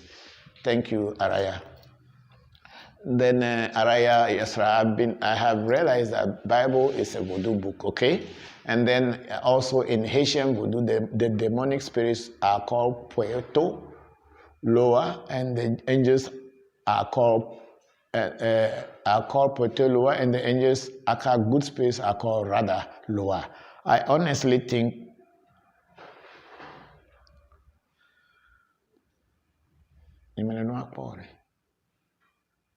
I honestly think our religion is the same as the ancient Hebrews. Yeah, it is the same because where did the Hebrew nation come from? So there's not in doubt that Hebrew spirituality is the same as the Ave African spirituality. I don't think the Hebrews have said that it is different either. They were able to write and put theirs, and they documented their teachings. Our people did not document their teachings, so they only told from mouth to ear, and that's why it could. But then in every ritual of voodoo, we don't have anything called Loa. The word Loa is not an Ave word. It could be coming from Central Africa or Eastern Africa. Because you must understand that the slave trade had brought a lot of Africans together from different places, whereby each brought their own kind of spirituality, and they brought the names with them. So Ave voodoo does not have anything called Loa. And Loa is not an Ave word. The word simply for spirit is voodoo. Finish. They can call it China voodoo, India voodoo, America voodoo, Ashanti voodoo, or whatever, Moshi voodoo. Yes, it just means the spirit from Ashanti, from Moshi, from India. That's all that it is. Voodoo simply means spirit. So there is nothing more than that. So when people are saying that, oh, maybe Haitian voodoo, Loa, there is no word in every language called Loa. It does not exist. So you will understand that the Haitian voodoo, as they practice, is a mixture of different spiritualities from different things. That's why, like what you people call, what do they call them? Okay, there's a word they also use in Haitian voodoo a lot for mambo. We don't have any word in Ave called mambo. There is nothing like that in an Ave word, not in Benin, not in Togo, not in Ghana. There is nothing called mambo. So the mambo must be coming from another African language that added to whatever it is, and all those things find their ways into Haitian voodoo. And voodoo did not originate from Haiti. Voodoo originated from West Africa among the Ave and the Fon people. Yes, then we get African explorer. Papa, please, what is the Fa Sorry if this has already been answered. This is my first time here. Thank you. Ofa is Afa, as the Eves call it Afa, and the Yorubas call it Ifa. The Eves adopted Afa from the Yorubas Ifa, and we made Afa the 4 people of Benin. They call it Fa or Fa because most of their spoken words are nasal sounds. That's why even the word called vodu, as it is called in this Togo and Ewe land in Volta region, they will call it vodun because they have their accent or dialect is always nasal. This is why people sometimes think vodun is different from voodoo, but it is not. It is just that people made a nasal sound when they are pronouncing certain words. It is not anything different. Voodoo is voodoo, whether you pronounce it vodun or you pronounce it vedu. Even some people even pronounce it vedu, and we in typical Anglo area it is pronounced vedu. Not even voodoo is pronounced vedu. So what do you call it? It is pronounced like that. So voodoo or vedu is the same thing. It's an every word meaning spirit. So Afa is the Yoruba version of our voodoo. That's why the Eves call Afa Anagofe Yeve. Anagotofe Yeve. And you know who is Anago? In Ewe, the Yorubas are called Anago people. So we are saying that the spirit or the voodoo of the Anago people is what is Fa. So when we are doing Fa readings, we are doing the incantation and calling all the deities. There is a place that the Ewe man will say, Afa o Jinjale, Anagofe Yeve, means the Yeve of the Anago people or the Yeve of the Yoruba people. Because the Eves, the original cult of the Eves is the Yeve. And from Yeve, all voodoos come out. Yes, there we go to Araya again. I believe that we, why is that? Okay. I believe that we blacks are the biblical Hebrew Israelites. Does it really matter? It doesn't matter. Why do you have to be an Israelite before worshiping God? So this is the mistake a lot of people are making. Do you have to be an Israelite before you worship God? Why do you want to equate yourself with Israelites, whether you are Hebrew Israelites or not? What does that matter with you and your God? A lot of people make this mistake every time. You want to be Israelites, so if you are not Israelites, so you cannot worship God? Is that what it matters? Also Indians, also Israelites? Are the Japanese also Israelites? Stop this. It does not really matter. Whether you are an Israelite or you're not Israelite, worship God in your way, the way you understand. You don't need to be an Israelite, or you don't need to equate yourself with Israelites to make yourself look important. God is God and nature is nature. God and nature are just interchangeable. There is no difference between them. So whether you are an Israelite or you are not an Israelite, it does not matter. Your heart is a temple of God, and keep it clean. Finish. You don't need anything to equate yourself with Israeli or Jewish or Hebrew or whatever. Said that, yes, I agree with you so much. You have taught me so much. I now know my destiny. Thank you, Araya. And then Gabriel is here. He wants to ask a question. Yes, Gabriel, go ahead and ask the question. Please, I want to know if you need to be a priest before you get to the heart. No. And also if it comes with some specific spirits, if you're initiated as well. Okay. Can you ask your question again so that people would know who is asking the question? Yes. Okay, my question is simple. I would like to know if you need to be a priest before you get Alpha, and also if it comes with some specific spirits associated with it. Okay. Okay, that's a good question. Afa is a whole set of spirits. And each oracle in Afa, there are 16 oracles or 17 oracles in Afa. And each oracle is like a voodoo on its own.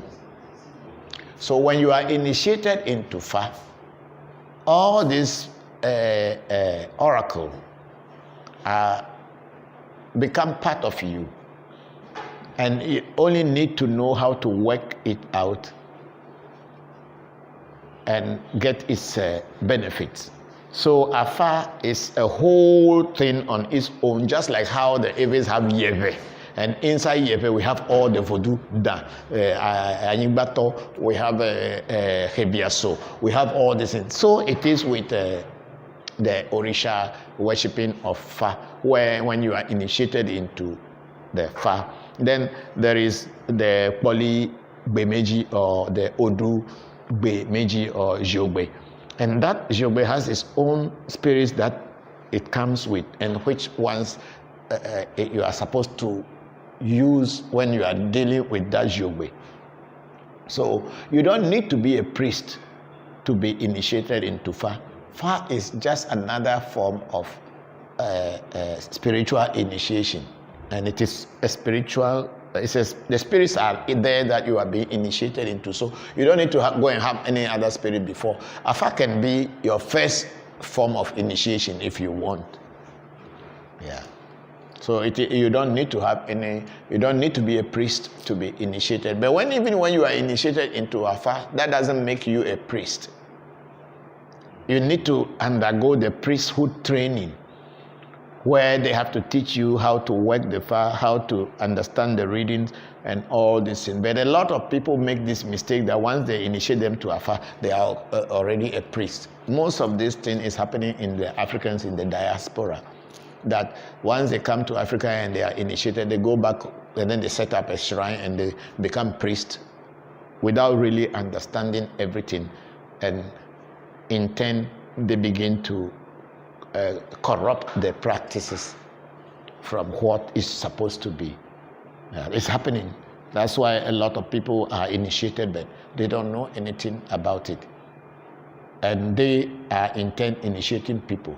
But when you are initiated into Fa, you need to be trained if you want to be a priest. And they have to train you through the herbal, which herbs can be used for this and that and that. The same thing as vodu.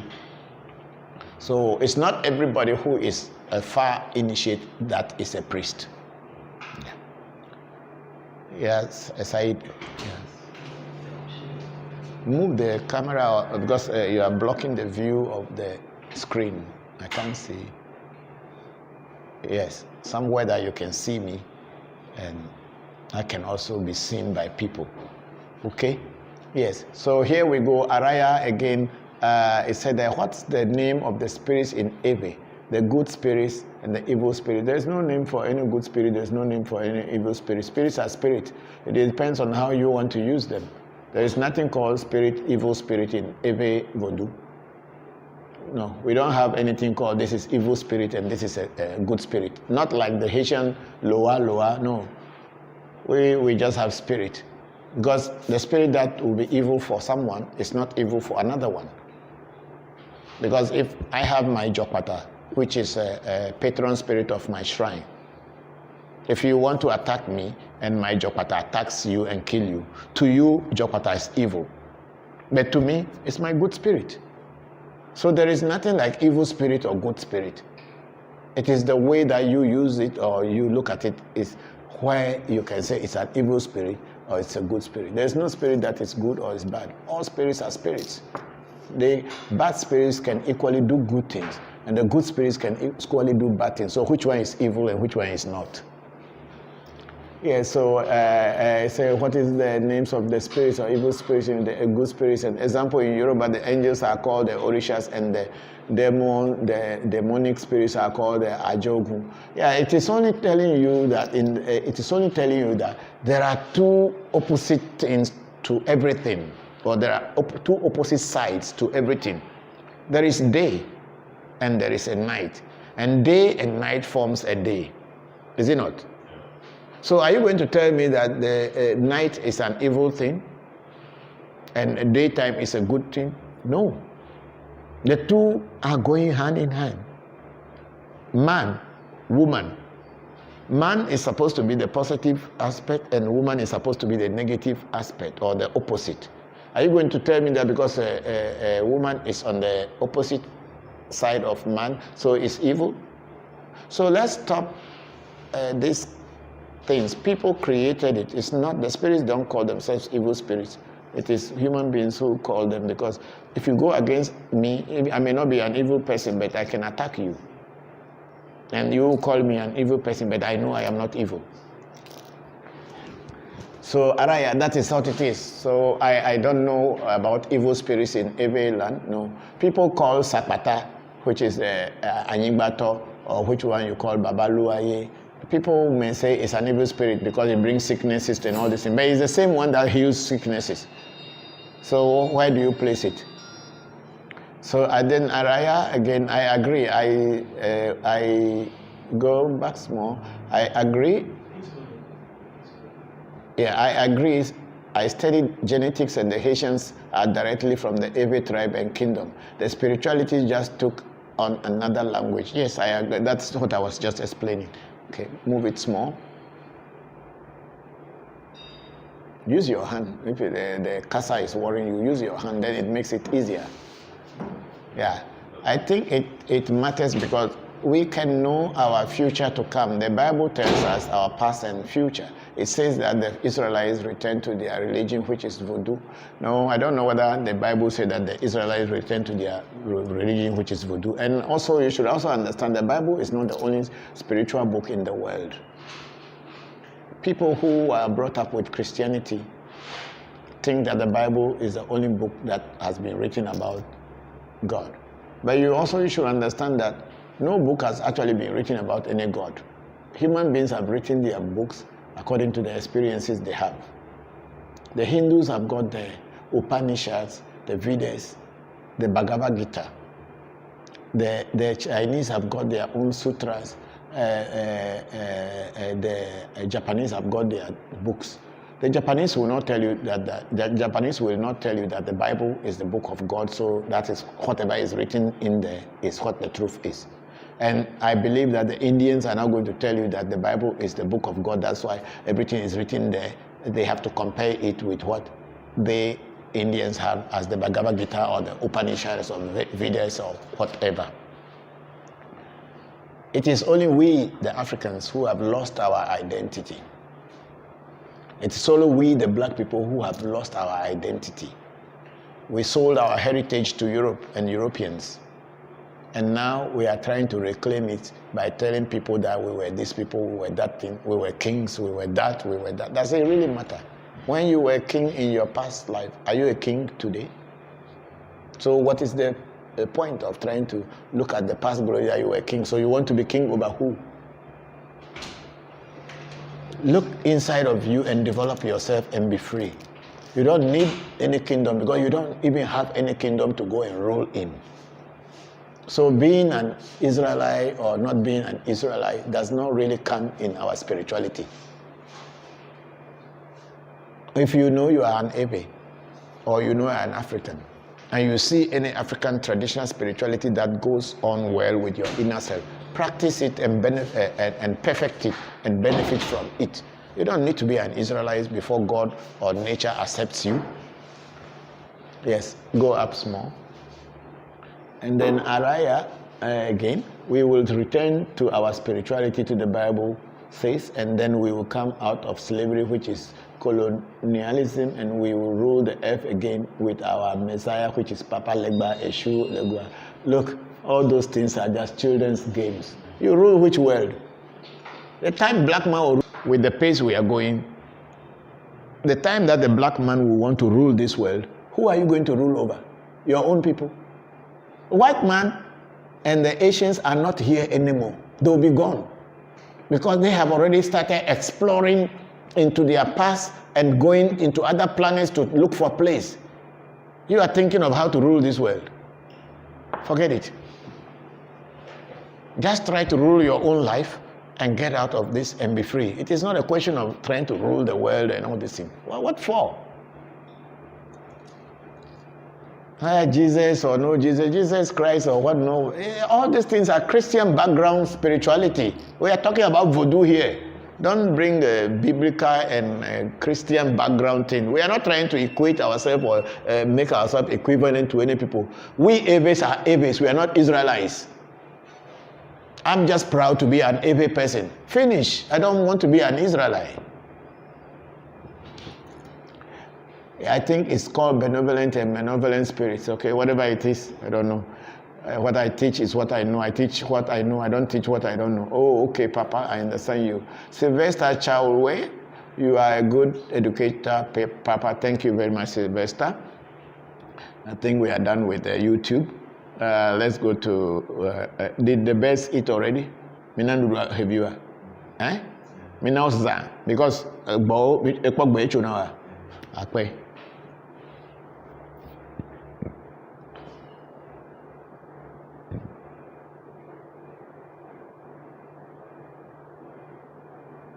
yes, we are going back to Cady Fisher on Facebook. Papa, after initiation, how many years of study does it take to start hearing from the Spirit? Having nature talk to you, that plants tell you who they are and their purpose? Yes. For people to be able to hear, you don't give a time frame. It depends on how much work you yourself you put into it. It is not like going to university that you have to go to school for 4 years. Somebody call in? Or it's off?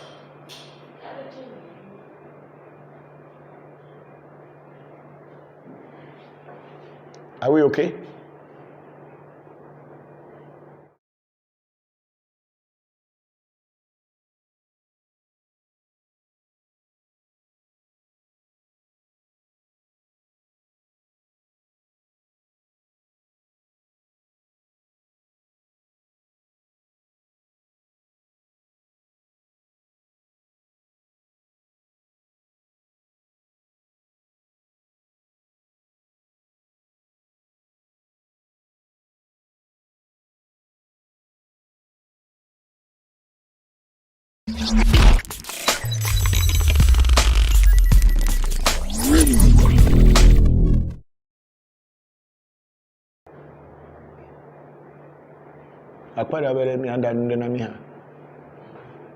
Okay, Cady Fisher was asking, after initiation, how many years of study does it take to start hearing from the Spirit?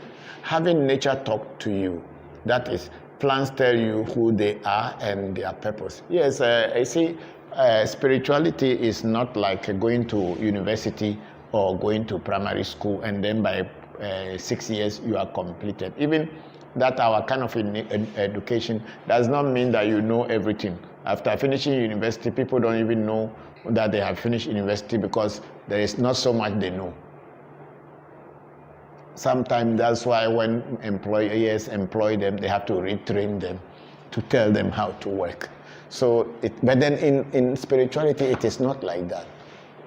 There is no time frame that anybody tells you that within this time frame, you are able to hear or see. It all depends on your dedication that you have put into it. And when you put much time into your practices, the spirit world and the spirits or the vodus that are working with you also know.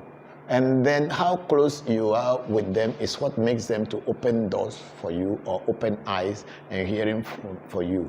And also, of course, there are some other rituals that you need to be doing, like things to be put into the ear, some into the eye, some into the nose, and all this, and some baths to be taken, some to be using to wipe the face or clean your eyes continuously. All these things will come together to give you the opportunity and the ability to see and to hear and to communicate with nature.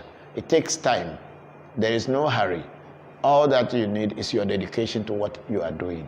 And I tell you, just like how I have gone through all stages and I am able to communicate, you too will surely get there. But if you are putting time frame on it, you will be impatient and you will be in a hurry to think that, oh, I'm not doing it well and it's not going to happen, or this is a waste of time. That is where you will go down. But just do it without any pressure on you. Just do it, and one day before you know, things start happening.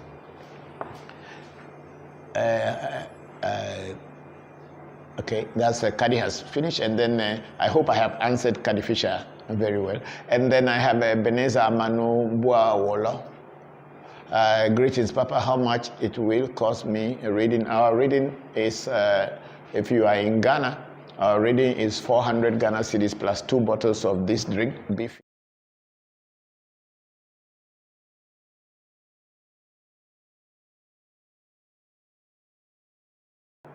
And then we go to Stack Bliss. Okay, I've gone that. Must you have a knife ceremony in order to feed a voodoo? Which one is a knife ceremony? Do we have anything called knife ceremony? No, I don't understand your question of having a knife ceremony in order to feed voodoo. I don't know what a knife ceremony is. We don't have anything in our shrine as a knife ceremony. Yeah, let's go up. And then Amy Reja, they won't let me, bro. Who? The spirits won't let you? Oh, sorry, Amy. You must have been dealing with very strong negative energies, probably. But I think any energy is never stronger than the positive one. It is all in you. It is all up to you. If you want to change it, you will change it. There is nothing that your mind will set itself upon and you cannot overcome, unless you have not set your mind upon it. If you do, you will overcome it. And then Ogbojo Boso Ofe, great ancestral. Thank you, Ogbojo. We are grateful to you. And then Emireja said, love you. Thank you very much. Love to you too. And then we have Stack Bliss. Please explain what spirit is actually.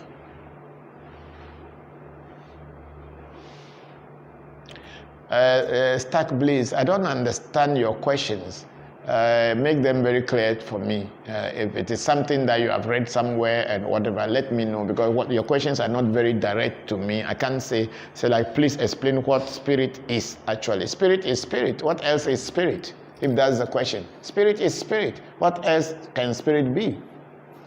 Spirit is an unseen energy or an unseen entity that is interacting with the physical world and the spiritual world. Finish.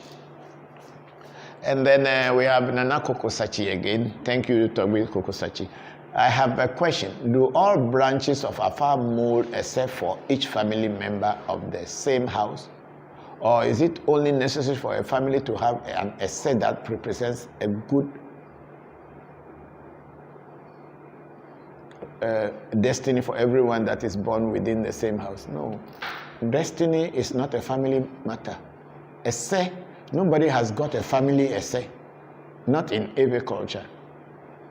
Essay, jogbe se, or jogbe. It's individual thing. Your father's essay, your mother's essay, your brother's essay is not the same like yours. So there cannot be a family essay. It is never done. If you are talking about the essay in the Akan way where they do the essay for dwarfs, or this thing, that's a totally different thing. In every essay means destiny. And each and everyone has their own destiny. No two people have the same destiny, so no two people can have one destiny set up for them. It is never done in every culture. Yeah, then we go up replying to Deus Caritas.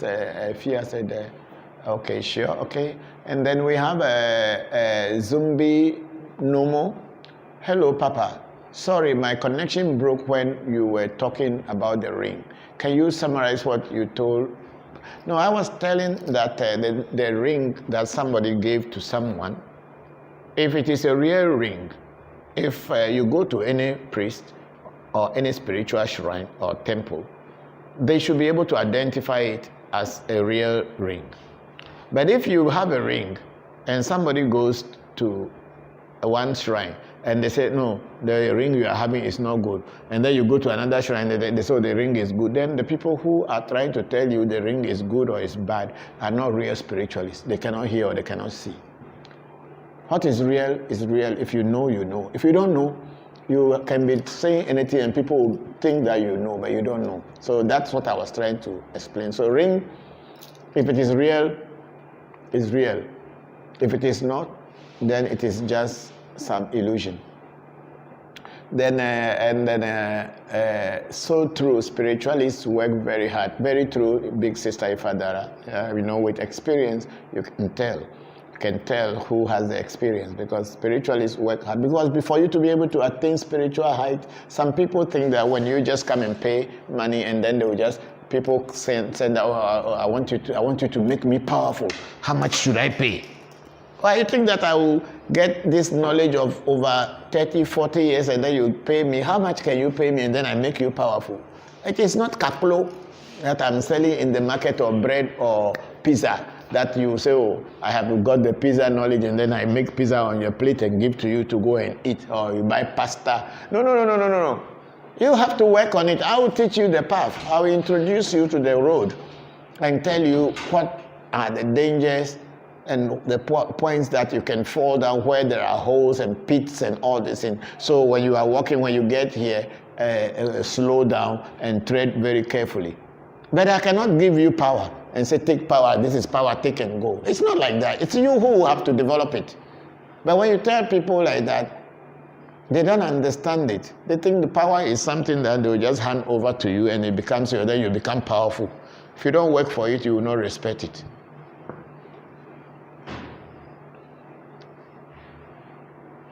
And then I'm living for some of the things you are saying today. Imao Yesley Daddy? Yesley Daddy. What does that mean? But anyway, Amy Raja, we understand that you are going through some difficulty. But then when you want to change it, you can. I believe very strongly that there is nothing under the sun that if the human mind decides to change it or make great use of it, they can. I am a living proof of everything. And then have a good day. Thank you. You are an idol. Thank you, Amy Reja. And thank you very much. I'm very happy that you have interacted with us. And I hope that I will find some answers to your questions. In the Ifamuagu, how are you, my brother? It's been a while. How are you doing? Good morning from Trinidad, Tobago. Yes, Ifa, how are you? Thank you very much for joining us. And then Abla Ado is saying that I have been searching. Why can't you remove that thing from, or you cannot go? Okay. I have been searching African spirituality, Kwasikowe, and Iziawu, spiritually for about 2 years now. When I first started on this journey, I was open and non-judgmental. But I knew I didn't want to practice voodoo because of all the negativity we have been taught about it. But since I have been following you, I'm so drawn to voodoo now. I have come full circle. Do you have to initiate just to be a lay person in voodoo? Yes, Abla, your husband has just arrived. He's here now. Carl is here. The truth about voodoo is that you cannot be just a mere member of voodoo without practicing it. Because voodoo is a way of life of the Epe people. It's everything that we do is voodoo. So it is not like you just are a mere person of you can go, if you don't want to practice anything voodoo, but you can go and when they are playing the drum, you can go and dance. But then sometime before you know, you will be possessed by some voodoo, and then you get into it. So people are not being initiated into voodoo or anything. But during the festival, when drums and the congas and the gongons are being beaten, the spirit is invisible. And they come in and they jump on people and they mount people, and people start to behave ways that they did not know, and until the spirit leaves them before they become clear and realize that no, something had happened. So to be drawn to voodoo because you love what I am teaching, you must also experiment with it to know what really it is.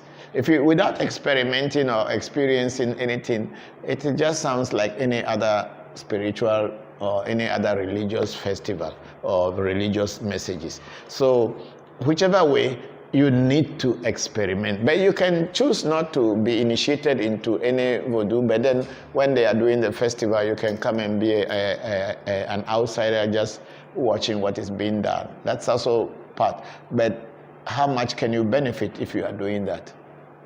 Yesterday we have Tofa Raymond from replying to Abla from Nogopo. Yes, that's what Tofa was saying. Thank you very much, Tofa. And then we have for Martin Kobla again, Hunoga. I know you don't want to be followed as a religious man.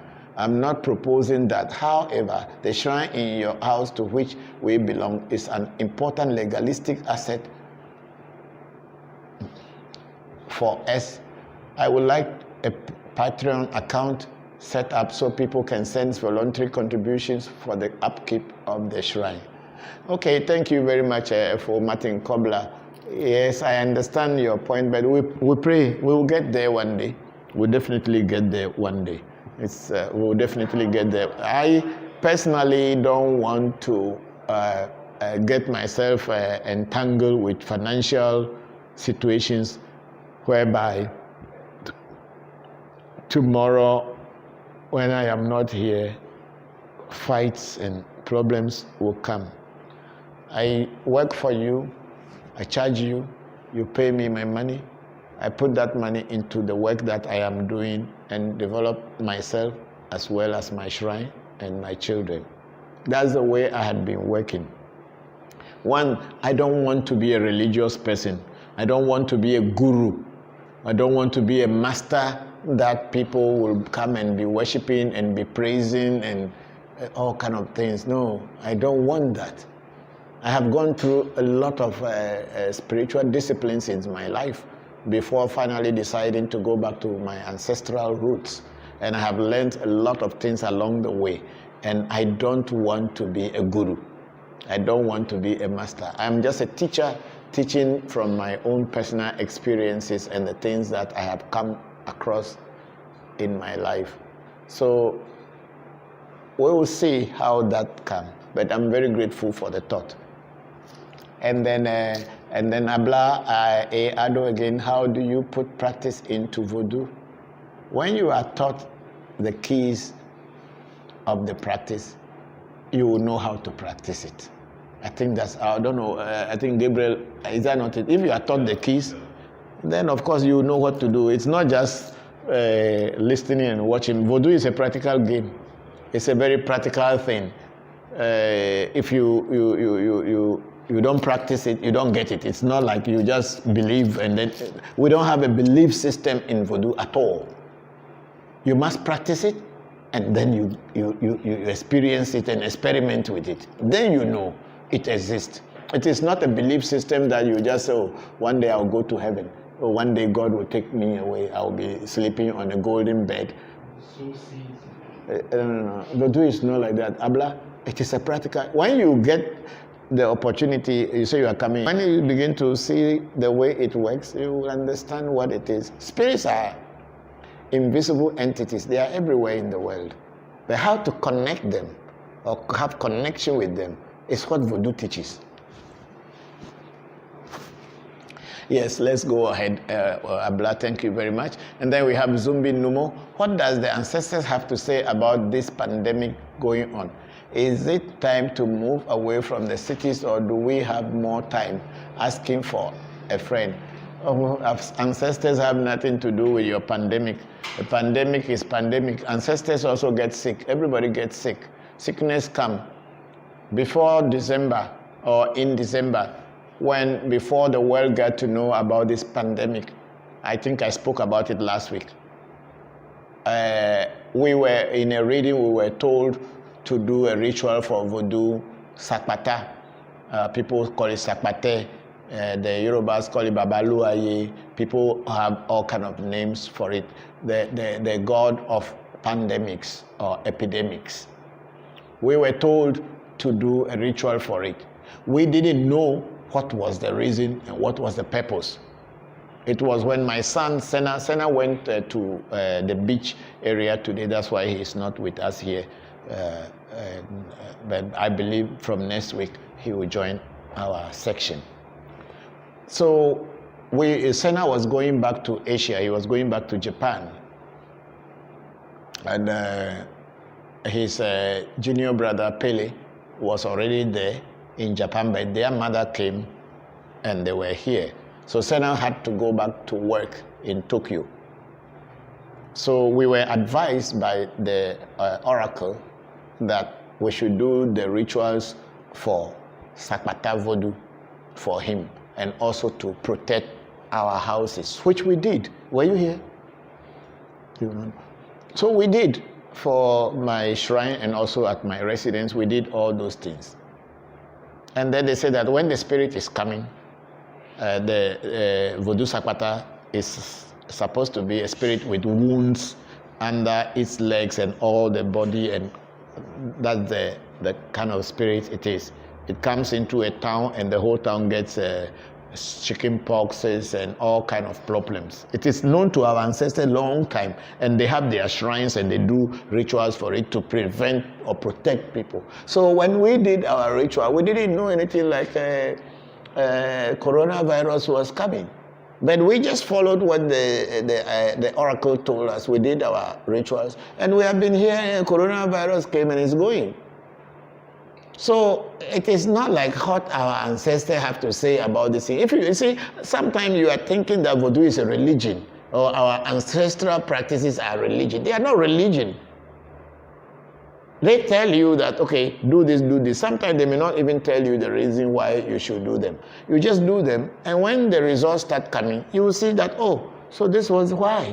So now that coronavirus has come into the world and a lot of people died, and especially started in Asia where my children are, then I could now understand that this was the reason why we were told to do these rituals to protect ourselves and them, which we did. And they lived among all the people who were sick and dying and all that, but they are still, at least for now, they are still okay. We haven't seen anything bad to us. We are all here.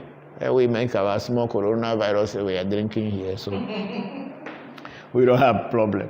Thank you very much, Zumbi Numo. Thank you. See, the whole thing is you and you alone. The mind is stronger than anything. If your mind is strong, you can overcome a lot of obstacles. But when your mind is weak, you will fall down in obstacles. Yes, and then what is spirit? Yes, Tag Bliss. A spirit is an invisible being. An invisible being, like human being. But it's a being that you can't see with your naked eye. That is all that spirit is, nothing more. And that is called voodoo in every language. An invisible entity which you cannot see. That's why in our every language, God is also sometimes regarded as voodoo. In the sense that it's a being, it's a spirit, you can't see him, you cannot touch him, but that doesn't mean it does not exist. You can see its working and influences in your life on the physical plane, but you can't see the entity that is doing that. So voodoo or spirit is an invisible being or an invisible entity. Yes, stop. Okay, great answer. Thank you. Let's go up.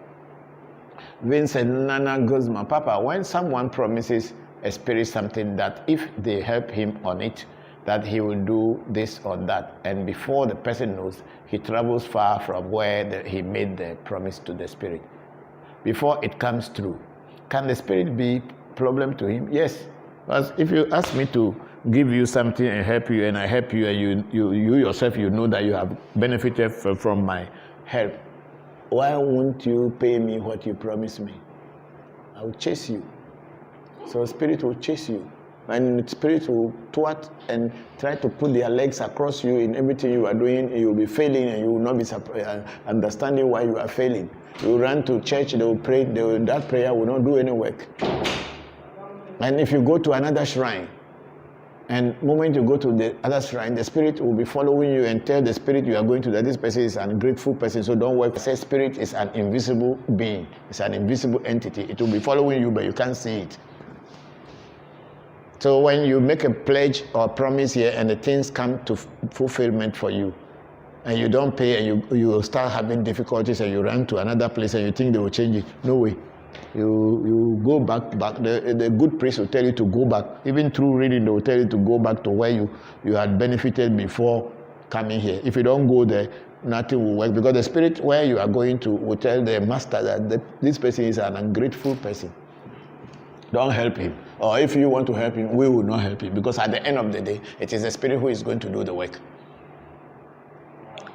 And then somebody goes from there, from where he made the promise. Can the spirit be a problem to him where he is? And again, can the spirit fight someone who made a promise to them that has not fulfilled the promise because he forgot the place of promise and no way to reach there again? Yes, spirits are not bounded by place, time, or person. They can be anywhere at any time. They are not bounded by our time zone. Spirit can be here and can be in America, can be in Japan at the same time. That's why they call them spirits. It will chase you. And how can you forget where you make a promise? Then you must go back and trace all the places that you have gone to look for help. And then say thank you to all the spirits that are over there. You are supposed to know where you make. That's why it is also, you are supposed to know where you make your pledges and your promises. And that is why it is also not good that you jump from one spirit house to another spirit house. At the end of the day, maybe this first spirit that you have brought, you have gone to consult and the spirit worked for you, or you've given an assignment or a task to the spirit. It's working on your task. And maybe there are some difficulties or things on your way, and spirit is clearing them away. But then you are hoping that in given a time frame, thinking that within that time frame, the spirit should have finished its work. But the problem that are around you that the spirit was facing to work on you first before accomplishing the task that you gave it to it may take some time. And then you jump to this place. And then you didn't find that, you jump. And by the time this spirit has accomplished its work or task, it's waiting for you to come and say thank you. But because you have gone through all these places, you don't know where the thank you is coming from. It will attack you.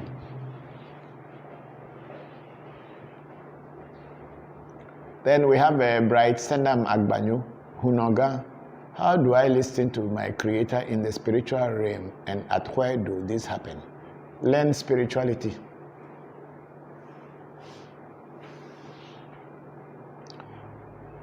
Then we have Vora Vora. Hi, Toby, how are you? I'm fine, Vora Vora, how are you too? Thank you for joining us. And then we have Stackbase. I was told by an Iyanifa that I must undergo a knife ceremony before I can offer my Orisha or voodoo blood. Go back to her and ask that question, whether you have to go through that. I don't know what is a knife ceremony before giving food to your voodoo. So if you don't have undergo the knife ceremony, so your spirits will be hungry forever. I don't know. I don't know. I don't teach those kind of things. If you don't know how to kill an animal for your spirit, then you have to learn how to kill your animal for your spirit if you have to offer blood. But it is not like going to go through a knife ceremony. Yes, there is a ritual that is done like in a shrine where I am the head priest here, and nobody else kills animal for any spirit except that I give the permission that, okay, you go and kill animal for the spirit. Reason being that all the spirits here came into this house or into this shrine because of me, and I am their master on the physical plane. They are also my master on the spiritual plane. We are partners. So if I am going to give them food, it should come from my hand, or it should be my voice and my authority upon which they kill animal for them.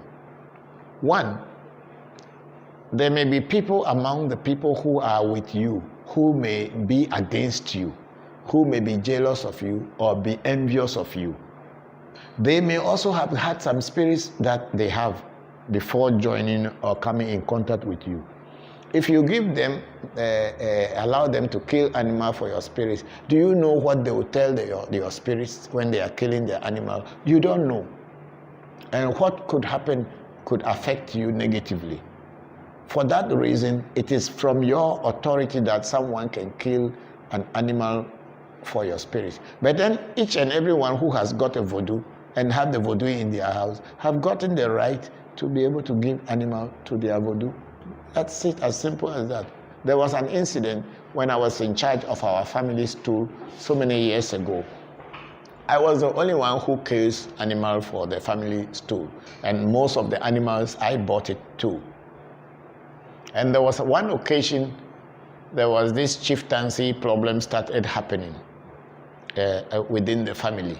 And some people were against me, thinking that why is it that always it's me alone that everybody respects or support, or whenever I am in town, all the youth and everybody comes around me. And it was making some people angry, because when I wasn't there, they were the people others were looking at. So there was one time I brought a big animal that I wanted to kill for the shrine. But that day, I did not feel like killing the animal by myself. We had so many young people. There was drumming and some elders and everything. So when they brought the animal to kill, one guy who was part of the shrine is also my cousin. They were the part that were against me. He just rushed and he wanted to kill the animal. So I just stopped him and I went and took the knife from him. Listen to this very well, Stack. So I took the knife from him and then I gave it to another guy who is an Abrafwa who I know. So I told him, okay, please kill this animal for my stool for me, my chieftaincy stool. Please kill this animal for it for me. And I tell you, could you believe, when the ram was slaughtered, within 3 weeks, the guy who wanted to kill the animal died. He was vomiting blood. He wanted to kill me by telling the spirit or the stool that I am the ram that they are slaughtering for the stool. But because I am already in this field for some time, I know things, I can see things very easily. So immediately I saw that, so I stopped him. So when the animal was slaughtered for the stool, he died. Things happen in voodoo is very deep. That's why you don't just read and learn them out of book. It's a practical training. But if I had not stopped him, probably I wouldn't die, but I would be sick. I would have a lot of challenges with my health because he had already betrayed me to the stool. Meanwhile, I am the one who bought the animal, I am the one who bought everything, but they can kill you for that. So you don't allow other people to kill animals for your spirits or your voodoo or your orisha, unless you trust such and such person, and then you can let them do. So maybe that is the reason your Iyanifa was telling you, well, whether to undergo a knife ceremony, I don't know. But if I decide today that I will no more kill animal for my spirits, I can give knife to any of my children that from today you can also kill animal for any of these spirits in this shrine when the time comes. So maybe that is what your Iyanifa is saying, knife ceremony, probably, if I can understand what you are saying. Yeah, so start please, that is it. Let's go up, and then we have Nana Kokosachi. Thank you very much for your clarification, very excellent. Nana Kokosachi, thank you. And then Kadi Fisher, AMT's Jokpata bangle and ring is real and active. It changes colors and vibrate. That is very true, Kadi. Kadi, it's very true. Yeah. We are not joking here. We are not joking here, so I am glad that you have started seeing it yourself. And then Danilo Imberile, Papa, have you initiated Hindu monks in your temple? No, no Hindu monk came to my temple to be initiated, no. Because I left Hinduism for some time now, and I am here in Ghana. Hindu people come to get me, especially those who are in business in Ghana. They come to take me to go to their factories or to go to cleanse their factories and then set up their factories for them for business. I do that. But of course, okay, the person I initiated is not a Hindu priest. They are Indians, and their fathers have a shrine in India, North India, somewhere. And they take initiation here, and they are also part of us, I would say. Yeah, they are Indians, but they could also feel the energy when it comes real to them. So, but they were not monks. But I haven't initiated any Hindu monk. Okay, if I have initiated anybody, but it's not initiation because Dada, what do you call him? Shamakanta. Yeah, I initiated him. But I only did the ritual of negative destiny for him. He is also my junior when we were priests. I was the first African to be made a junior priest of the organization, not the first Ghanaian, but the whole Africa. I was the first to be made the junior priest. But then when later somewhere along the way, he was sent to India first before me. And then later, I also went and I was based in Thailand, but he was based in China. But after 40 years of being in the organization, he came back and I have to initiate him again because he was a senior priest, but he didn't see anything. No, I mean, reality is reality. That's why people, your wife is saying, it is saying middle.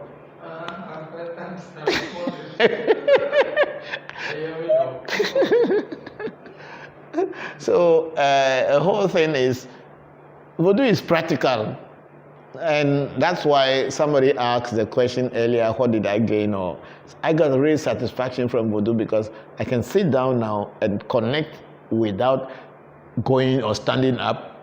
I just, from my mind, I can connect to any energy which belongs to me or I know, and it will begin to materialize immediately. That is how far it has gone for me. And I hope everybody will have this experience one day. I think Gabriel here is one typical example of that. So he can tell his own story one day to someone, what he has gone through, whether it is real or it is fake or it is imagination. We don't play here. We don't play in this shrine. We are doing it the way our ancestors did it. We are not in a hurry. We tell you that it is patience. You have your time, take your time, but go through what we have taught you and practice and see whether it will not materialize. That's how I teach in this shrine. I don't promise you heaven and give you hell. If I tell you that it will come to pass, it will come to pass. Nothing can change it. What's our time now? And then we have Abla Adwege. Yes, I would love to do that and look forward to it when I come. I am here. I'm here. Thank you very much. And then, okay, Caddy Fisher, our throat sanitizer is here. It's here. Where is it? Where is the throat sanitizer? It's here, Caddy. When you come, I'm getting it brewed for you. You see, the throat sanitizer is here. When you come, you try the one from African Magic Temple direct. Give me small, let me try. The throat sanitizer. When you come, I will welcome you with the throat sanitizer. Yeah, it's okay. Now the color has really changed. We have added new things to it and it's smelling very, very beautifully.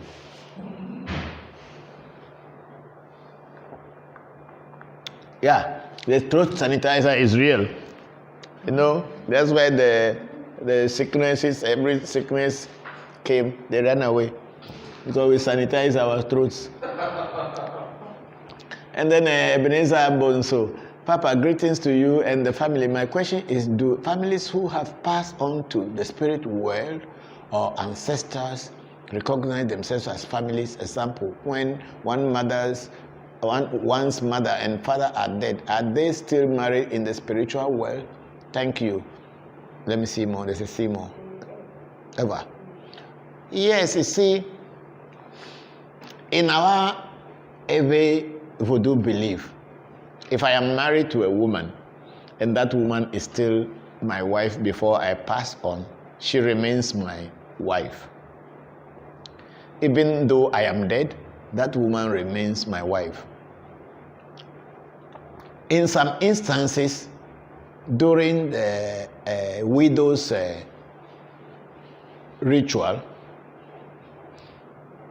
the families will pray that the man should look after the wife while she is in this place.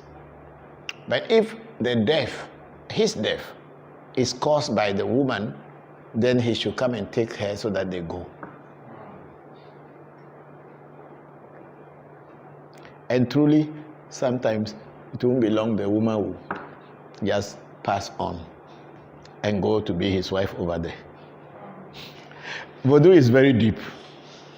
That's why what we do is when a man loses the wife or a woman loses the husband, there's a ritual in every voodoo that we call widow's separation. We will separate the dead from the living so that the dead, if they find any woman in dead land, they should marry. And if the living also find anybody in the living world, they should marry. Sometimes when these ceremonies are not done for you, you will see that the person who passed on is not separated from the person who is living. You may go to find another spouse, another partner, but then it will not work. You will just be jumping from one partner to another partner because the old partner is continually following you and is not allowing new partners to be part of your life. Physically, you can get in connection, but spiritually, somewhere there will be a breakage for sure. And until these rituals are done, where they separate the dead from the living, your love line cannot be fine. That's why we say voodoo is a way of life of the Ewe people. So it is not only the idol or something that they put and pour oil on it, but our culture, our way of life, everything is voodoo. So people should stop looking at voodoo as only where we kill animal on something and pour oil on it. It is a way of life of the Ewes of West Africa. Yes, and then thank you. Let's see. Go back. Let me see. Osebonso's question. Okay, Ebenezer. So that is it. So when people are dead and they die, they also identify each other. That's why we have family stools. The stool, which is the family stool, is the assembling point of all the people in that family line. That is why the stool is so respected and revered and honored, because all your ancestors on your bloodline, that is the meeting place where you can call all of them and activate them to work for you. And then Togwe Labi Cosmos, thank you very much, Doc. Thanks for the in-depth knowledge you are sharing with us. Thank you very much, Doctor. I'm very grateful that you join us. And then Togwe for Martin Kobler Hunoga, can I pay homage to Togwe Japata prior to him fulfilling a task for which I pledge has been made to him? Please, what is needed for such a homage? You see, the word is not Jakpata, it's Jokpata. The Jakpata is a snake. Jakpata is a snake in Ewe. The viper is called Jakpata. But the deity we have is called Jokpata. Unexpected happenings, sudden happenings. That's the name. It is not Ja, it's Jokpata. If you give a task to spirit, give it time, especially when you know that kind of task is quite a huge one and you are expecting something. Give it time. What you can do is keep reminding the spirit or the deity or the voodoo continuously that you have given it a task and you want it to fulfill so that you can also fulfill your pledge. It is not advisable that you give a task to spirit. The spirit has not yet fulfilled the task and then you start to give it thank you. Then the spirit will feel that he has done his work, that's why you are saying thank you. So it is not advisable to be thanking a spirit when it has not fulfilled its task. But you can have a reminder, a kind of drink, but not killing of animal, but just a drink and water from time to time to remind the energy or that spirit that thank you, but I have given you a task.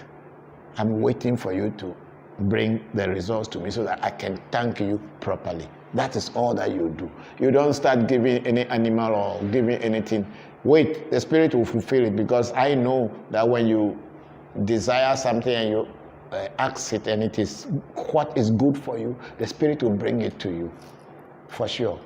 It is until you start having the experiences, my talks will just be talks. Yeah, that's how I will say it. My talks will just only be talks. But when you start to have your personal and individual experiences, that is when you begin to say, oh, so this can be done? Is it possible? And sometimes you will even be wondering whether it is real. Is it happening to you? We still have about 29 comments there. Wow. Anyway, we pray that people should come on, and people are on, so we cannot say otherwise. If people are tired, they should go and buy malt for you to be drinking. We should finish. YouTube, we have, okay, go on to YouTube and let's see questions there too. There's about 3 questions there. Yeah, okay, before the YouTube, you come. My question is simple. Aside giving alcohol to the spirits, can you give water also? Yes. Spirits are not ancestors. The spirits also, you can give them water. Yes, you can give water. If you don't have alcohol, you can give water. You can give water. But can you give both to them if you give alcohol after that you give them water? Yes, you can give them water first before alcohol. You can give them, who was there the other day I gave water? The other day when Senna came. I gave water from the Buddha. I gave water to Jokpata from the Buddha before we gave him drink. Yes, so we do. That's why there's water in his room. You may not pour it directly on the spirit, but you can pour it on the ground, just like how sometimes we pour the alcohol on the ground. Yeah. The reason you may not pour it directly on the spirit is because the spirit is made out of herbs that get dry. So if you pour water on it and maybe the base of the spirit is filled with water, it will start getting rotten, the herbs will start getting rotten. So you may not pour it directly on top of the spirit, but you can pour it on the ground for the spirit. Yeah.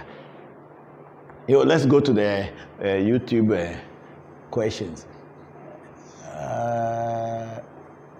Okay, we have gone through all these ones already. There's no more? Okay, we are going to another different. I hope everybody is learning something very important from this.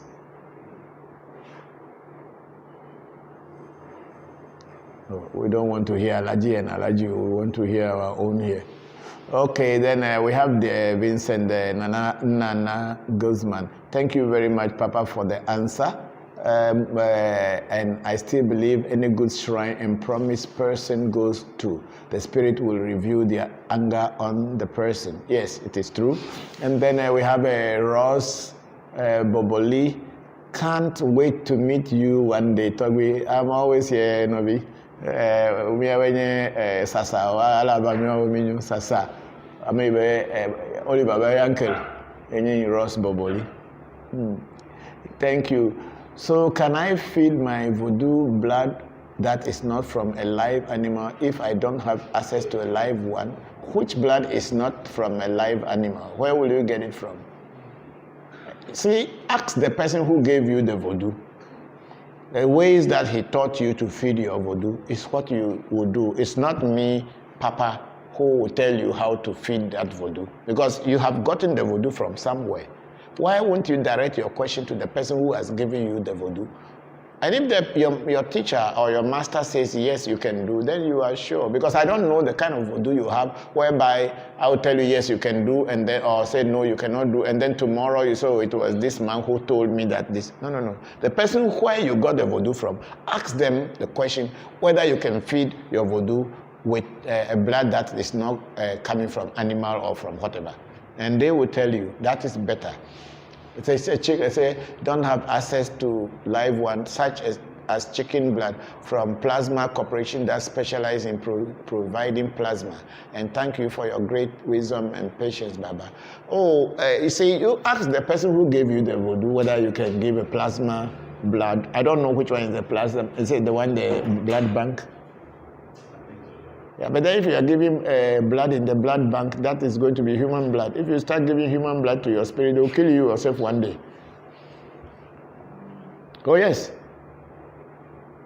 And then we have Van Perry. Hello. Hello, Van. How are you? Thank you for joining us. And then we have Levi Sparrowhawk. Papa, good teachings. May their spirit protect you and your family. Thank you very much, Sparrow. We are grateful. And then we have replying to Kadi, that is Angie. I'm still using mine.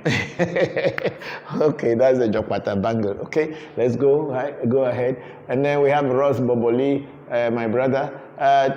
Think it's only lack of knowledge that makes them look down on voodoo practitioners. Oh yeah, do we care? We don't even care whether you look down on us or you don't look down on us. That's our culture. They had the white race had always looked down on black man. It's only the black man who doesn't have sense that wants to become white man. We are black. We even want to be blacker than we are. Can you explain how idols work or what makes them to work? I don't know how to explain. That's why I'm saying that you talk to the person who gives you what you are working with. He must have explained to you before you got in it. Unless, of course, you bought it online. And if you buy it online, yes, still it's somebody who sold it. So talk to them. I don't know how they work. I know how mine work. Oh, yes, okay. For Martin says it was a spelling mistake. Okay, thank you. So please, for Martin, don't give anything to Jokpata yet. Just keep reminding him that you have given him a task. And let's see, we are all living here. And people even came and asked for children. They were having a half fallopian tube. And everybody knew they were never born. But they came, they got children, they brought the children to the shrine. We have blessed them too. So there's nothing impossible. Then Vincent, thank you very much, Papa, for the answer. And I still believe any good shrine, that promise person goes to the spirits will reveal their anger on the person. Yes, of course, it is the spirits, and then also it depends on your relationship with the shrine. That will make the master of the shrine to tell the spirits to cool down for you and give you time. So if you've gone to a shrine and the shrine had helped you, but you don't associate with them anymore because you are trying to hide away from your responsibility, and the priest is praying every day that all the people who you work for, go and catch them. I tell you, they will catch you early morning. You will be surprised. They will catch you. Yeah, I went to a shrine. I think I told this story before. My friend Togbi Dafliso's shrine. He did something for me, and then he charged me some money. So I went and paid the money. And I also promised to give 2 chickens. I paid the money, I brought the drinks and everything, and I couldn't get the chicken the day I went, but I felt the money was more important. So because that time chicken was only 6 cedis, like 60 pesos or 6 cedis that time. And I went to his shrine, brought drink and this, and we went and gave it. I went. And one night, I couldn't breathe. I don't have asthma, but all of a sudden my breath was kind of stuck in there. I couldn't breathe. But because I'm also having some energies with me, so I immediately consult them. What's going on? They should let me breathe. And then I was able to manage through. So the following morning, I called one of my friends who had introduced me to the Dafliso. So I asked him, last night I could not sleep well. I had this serious thing. I don't have asthma, but it's like I had an asthma attack. And he said, oh, do you owe anything to the Dafliso? I said, no, I paid only chicken. The man said he was praying to his spirits to go and catch people because his end of year was coming and he didn't have money. So all the people who owe the shrine, the spirit should go out. So I should go quickly. So I called my driver, I jumped into car, took 2 small chickens and give, and then my life is. So when you make a pledge to a spirit and you don't fulfill it, and the priest at the shrine decide to send them to go and look for people they pay for, who they work for, and the people refuse to pay. The spirits know who they work for. So they know where to get you. You can be at the end of the world, they'll get you. But you will not understand. They will rush you with ambulance to hospital thinking that you are having asthma attack. It is not asthma. The spirit catch you. It will stop you from breathing. Vodu is strong. Oh. It's not a baby. It's not baby food. Oh. Vodu is not baby food matter. Oh. People who don't. Maybe that's why it has been denigrated, because the fear that when they send voodoo after you, it will work, has frightened the white man so much that they could not believe it. They could only equate it with the devil. Yeah, because when our ancestors and our people who were brought into the diaspora, they had no weapon, they had nothing.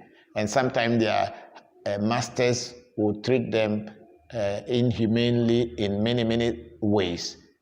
And those who were the Aves, they had the keys of herbs. They don't need a weapon. They don't need arrow. They don't need gun. They only go and talk to one simple herb, spit on the herb and tell them that let the master's waist lock. Why not? And then before you know, the master cannot wake up from his bed. His waist will lock. I did not carry knife. I didn't carry anything. I didn't beat you. I'm inside my farm. I am working. So what can you say is me? But then somebody among our own people will tell the white man, say, these people are using voodoo. That is how the white man begin to be afraid of voodoo. Because within our own selves, black people we don't like ourselves. So they will say, oh, it is that man. He did something with voodoo. Or he gave voodoo, that's why you are suffering. So now the white man says, you are using devil against me. Because they think they are God. So we are devil. So this is how it comes. So voodoo is very serious. Please, we'd love to know if there are voodoo deities that don't desire animal blood. There is no voodoo deity that does not desire animal blood. Every voodoo eats blood. That is what makes it the difference between any other spirit and the ones that the Aves have. People are killing animals every day in supermarket and in the shopping malls and everything. Nobody cares. But when you kill one small chicken for voodoo, people become worried. People are killing elephants. People are even going on hunting expeditions and shooting down lions, shooting down giraffes, killing bears and all kinds of animals. But that's fine.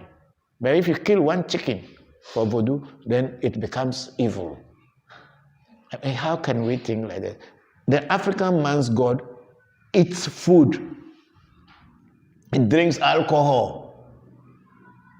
That's how our gods work. So when you want to be a Christian, go into Christianity, and even if you go and open the book of Leviticus, you see how they kill goat and animals for God. Even today, the Jews are killing ram, killing other animals for God. Jews are also using chicken to wrap their head and everything before slaughtering it. It's there. If you go into my listen, you see all the videos. It's not me who is saying.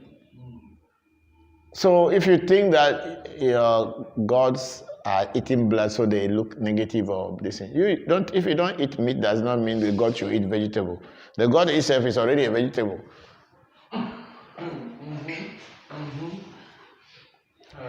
Yes, then Van Perry is saying, hello, Papa. When you examine Western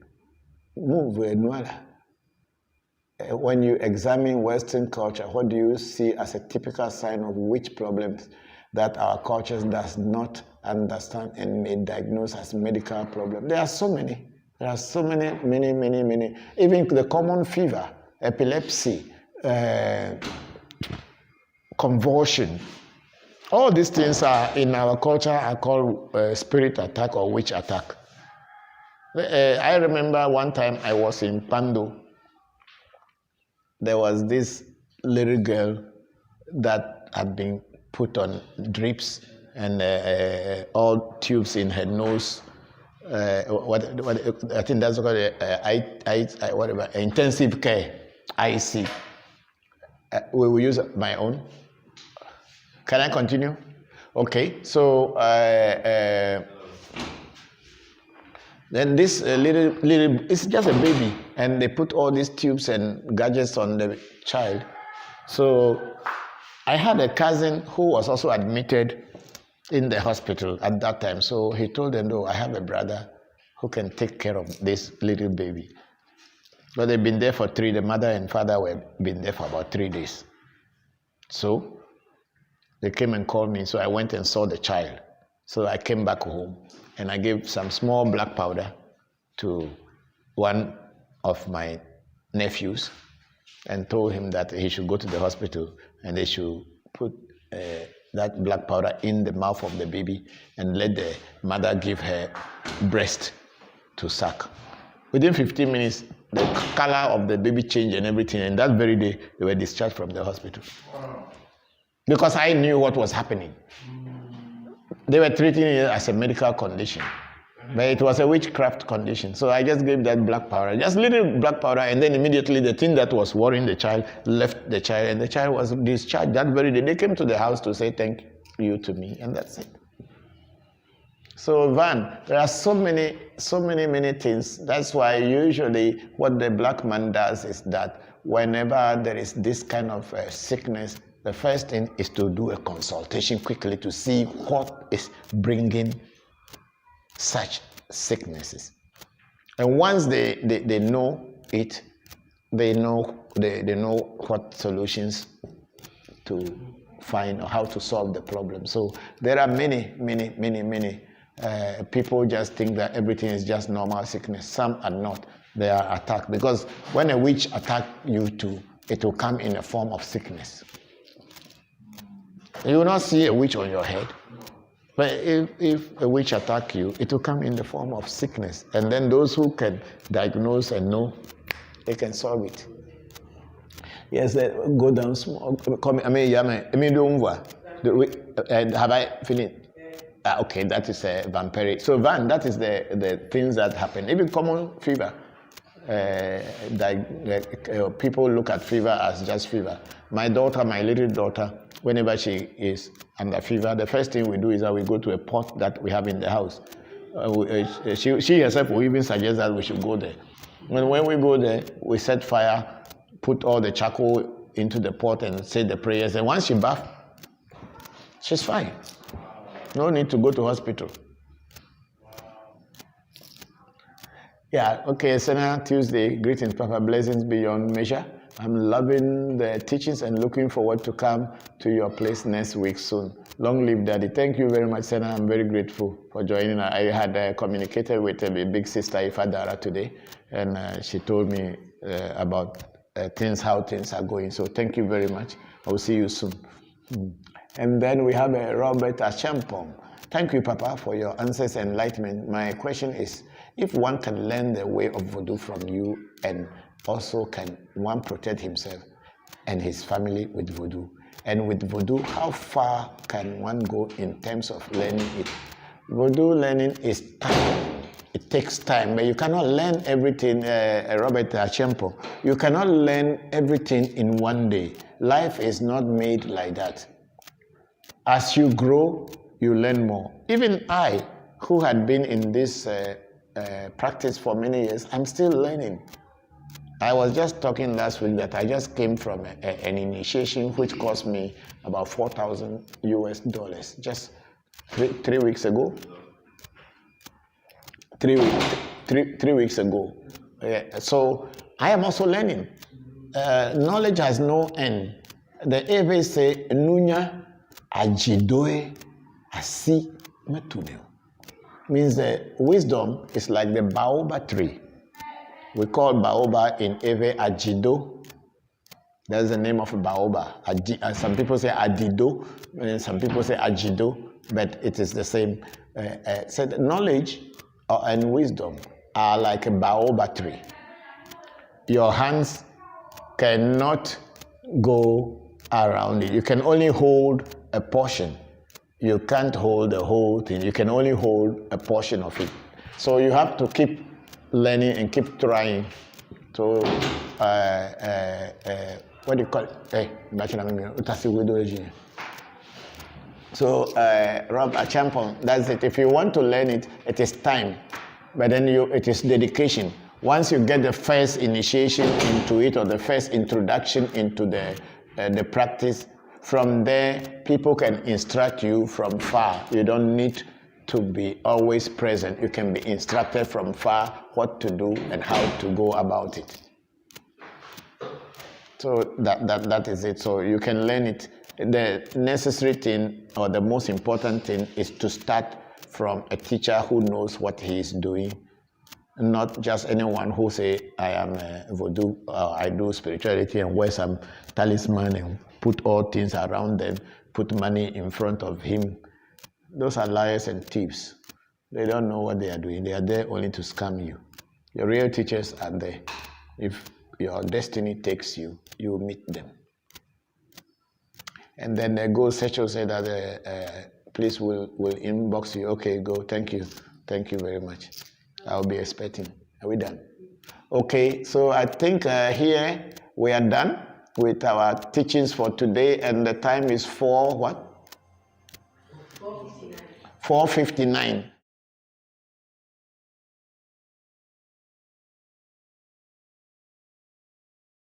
When I was in the church, we referred to all sicknesses and disease as spirit. Could this thought process be held over from our ancestors who practice voodoo? It is very true, because we all believe that it is spirits that cause sickness. So it's coming from that. Thank you very much, Abla. We are very grateful for all of you today for joining on Kadifisha, Anjifisha, Torah Fair, and all the rest of you who are getting ready to come down to Ghana. I am here, and I pray that you have a very interesting experience, and you can take that back home. And I believe strongly the gods and the ancestors that are working with me will also make it possible so that your coming here will not be in vain. Thank you all, and my greetings to everybody who was part of today's live streaming. Thank you for your patience. We have some hitches somewhere along the way, but we were able to jump over those hurdles. Wishing you all the best of this week. You enjoy and have a successful week. Until we meet again next week, I'm saying bye-bye to you. Said Nyako, Celestino Voncujovi, and we have Gabriel Enim, Carl Ado, and then Tony Adams were the people who were interacting and helping us to direct this. And thank you very much, all of you, for being part of this. Who is that man again? That's the one? Vincent Nana Gazma, Papa, can this be real? Unknown voices in midnight prayer said, I will not come to you unless you are drunk. I don't know. Thank you. Thank you. Kadi, let me see what Kadi is putting there.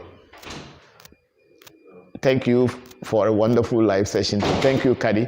God bless you all. Until we meet again next week.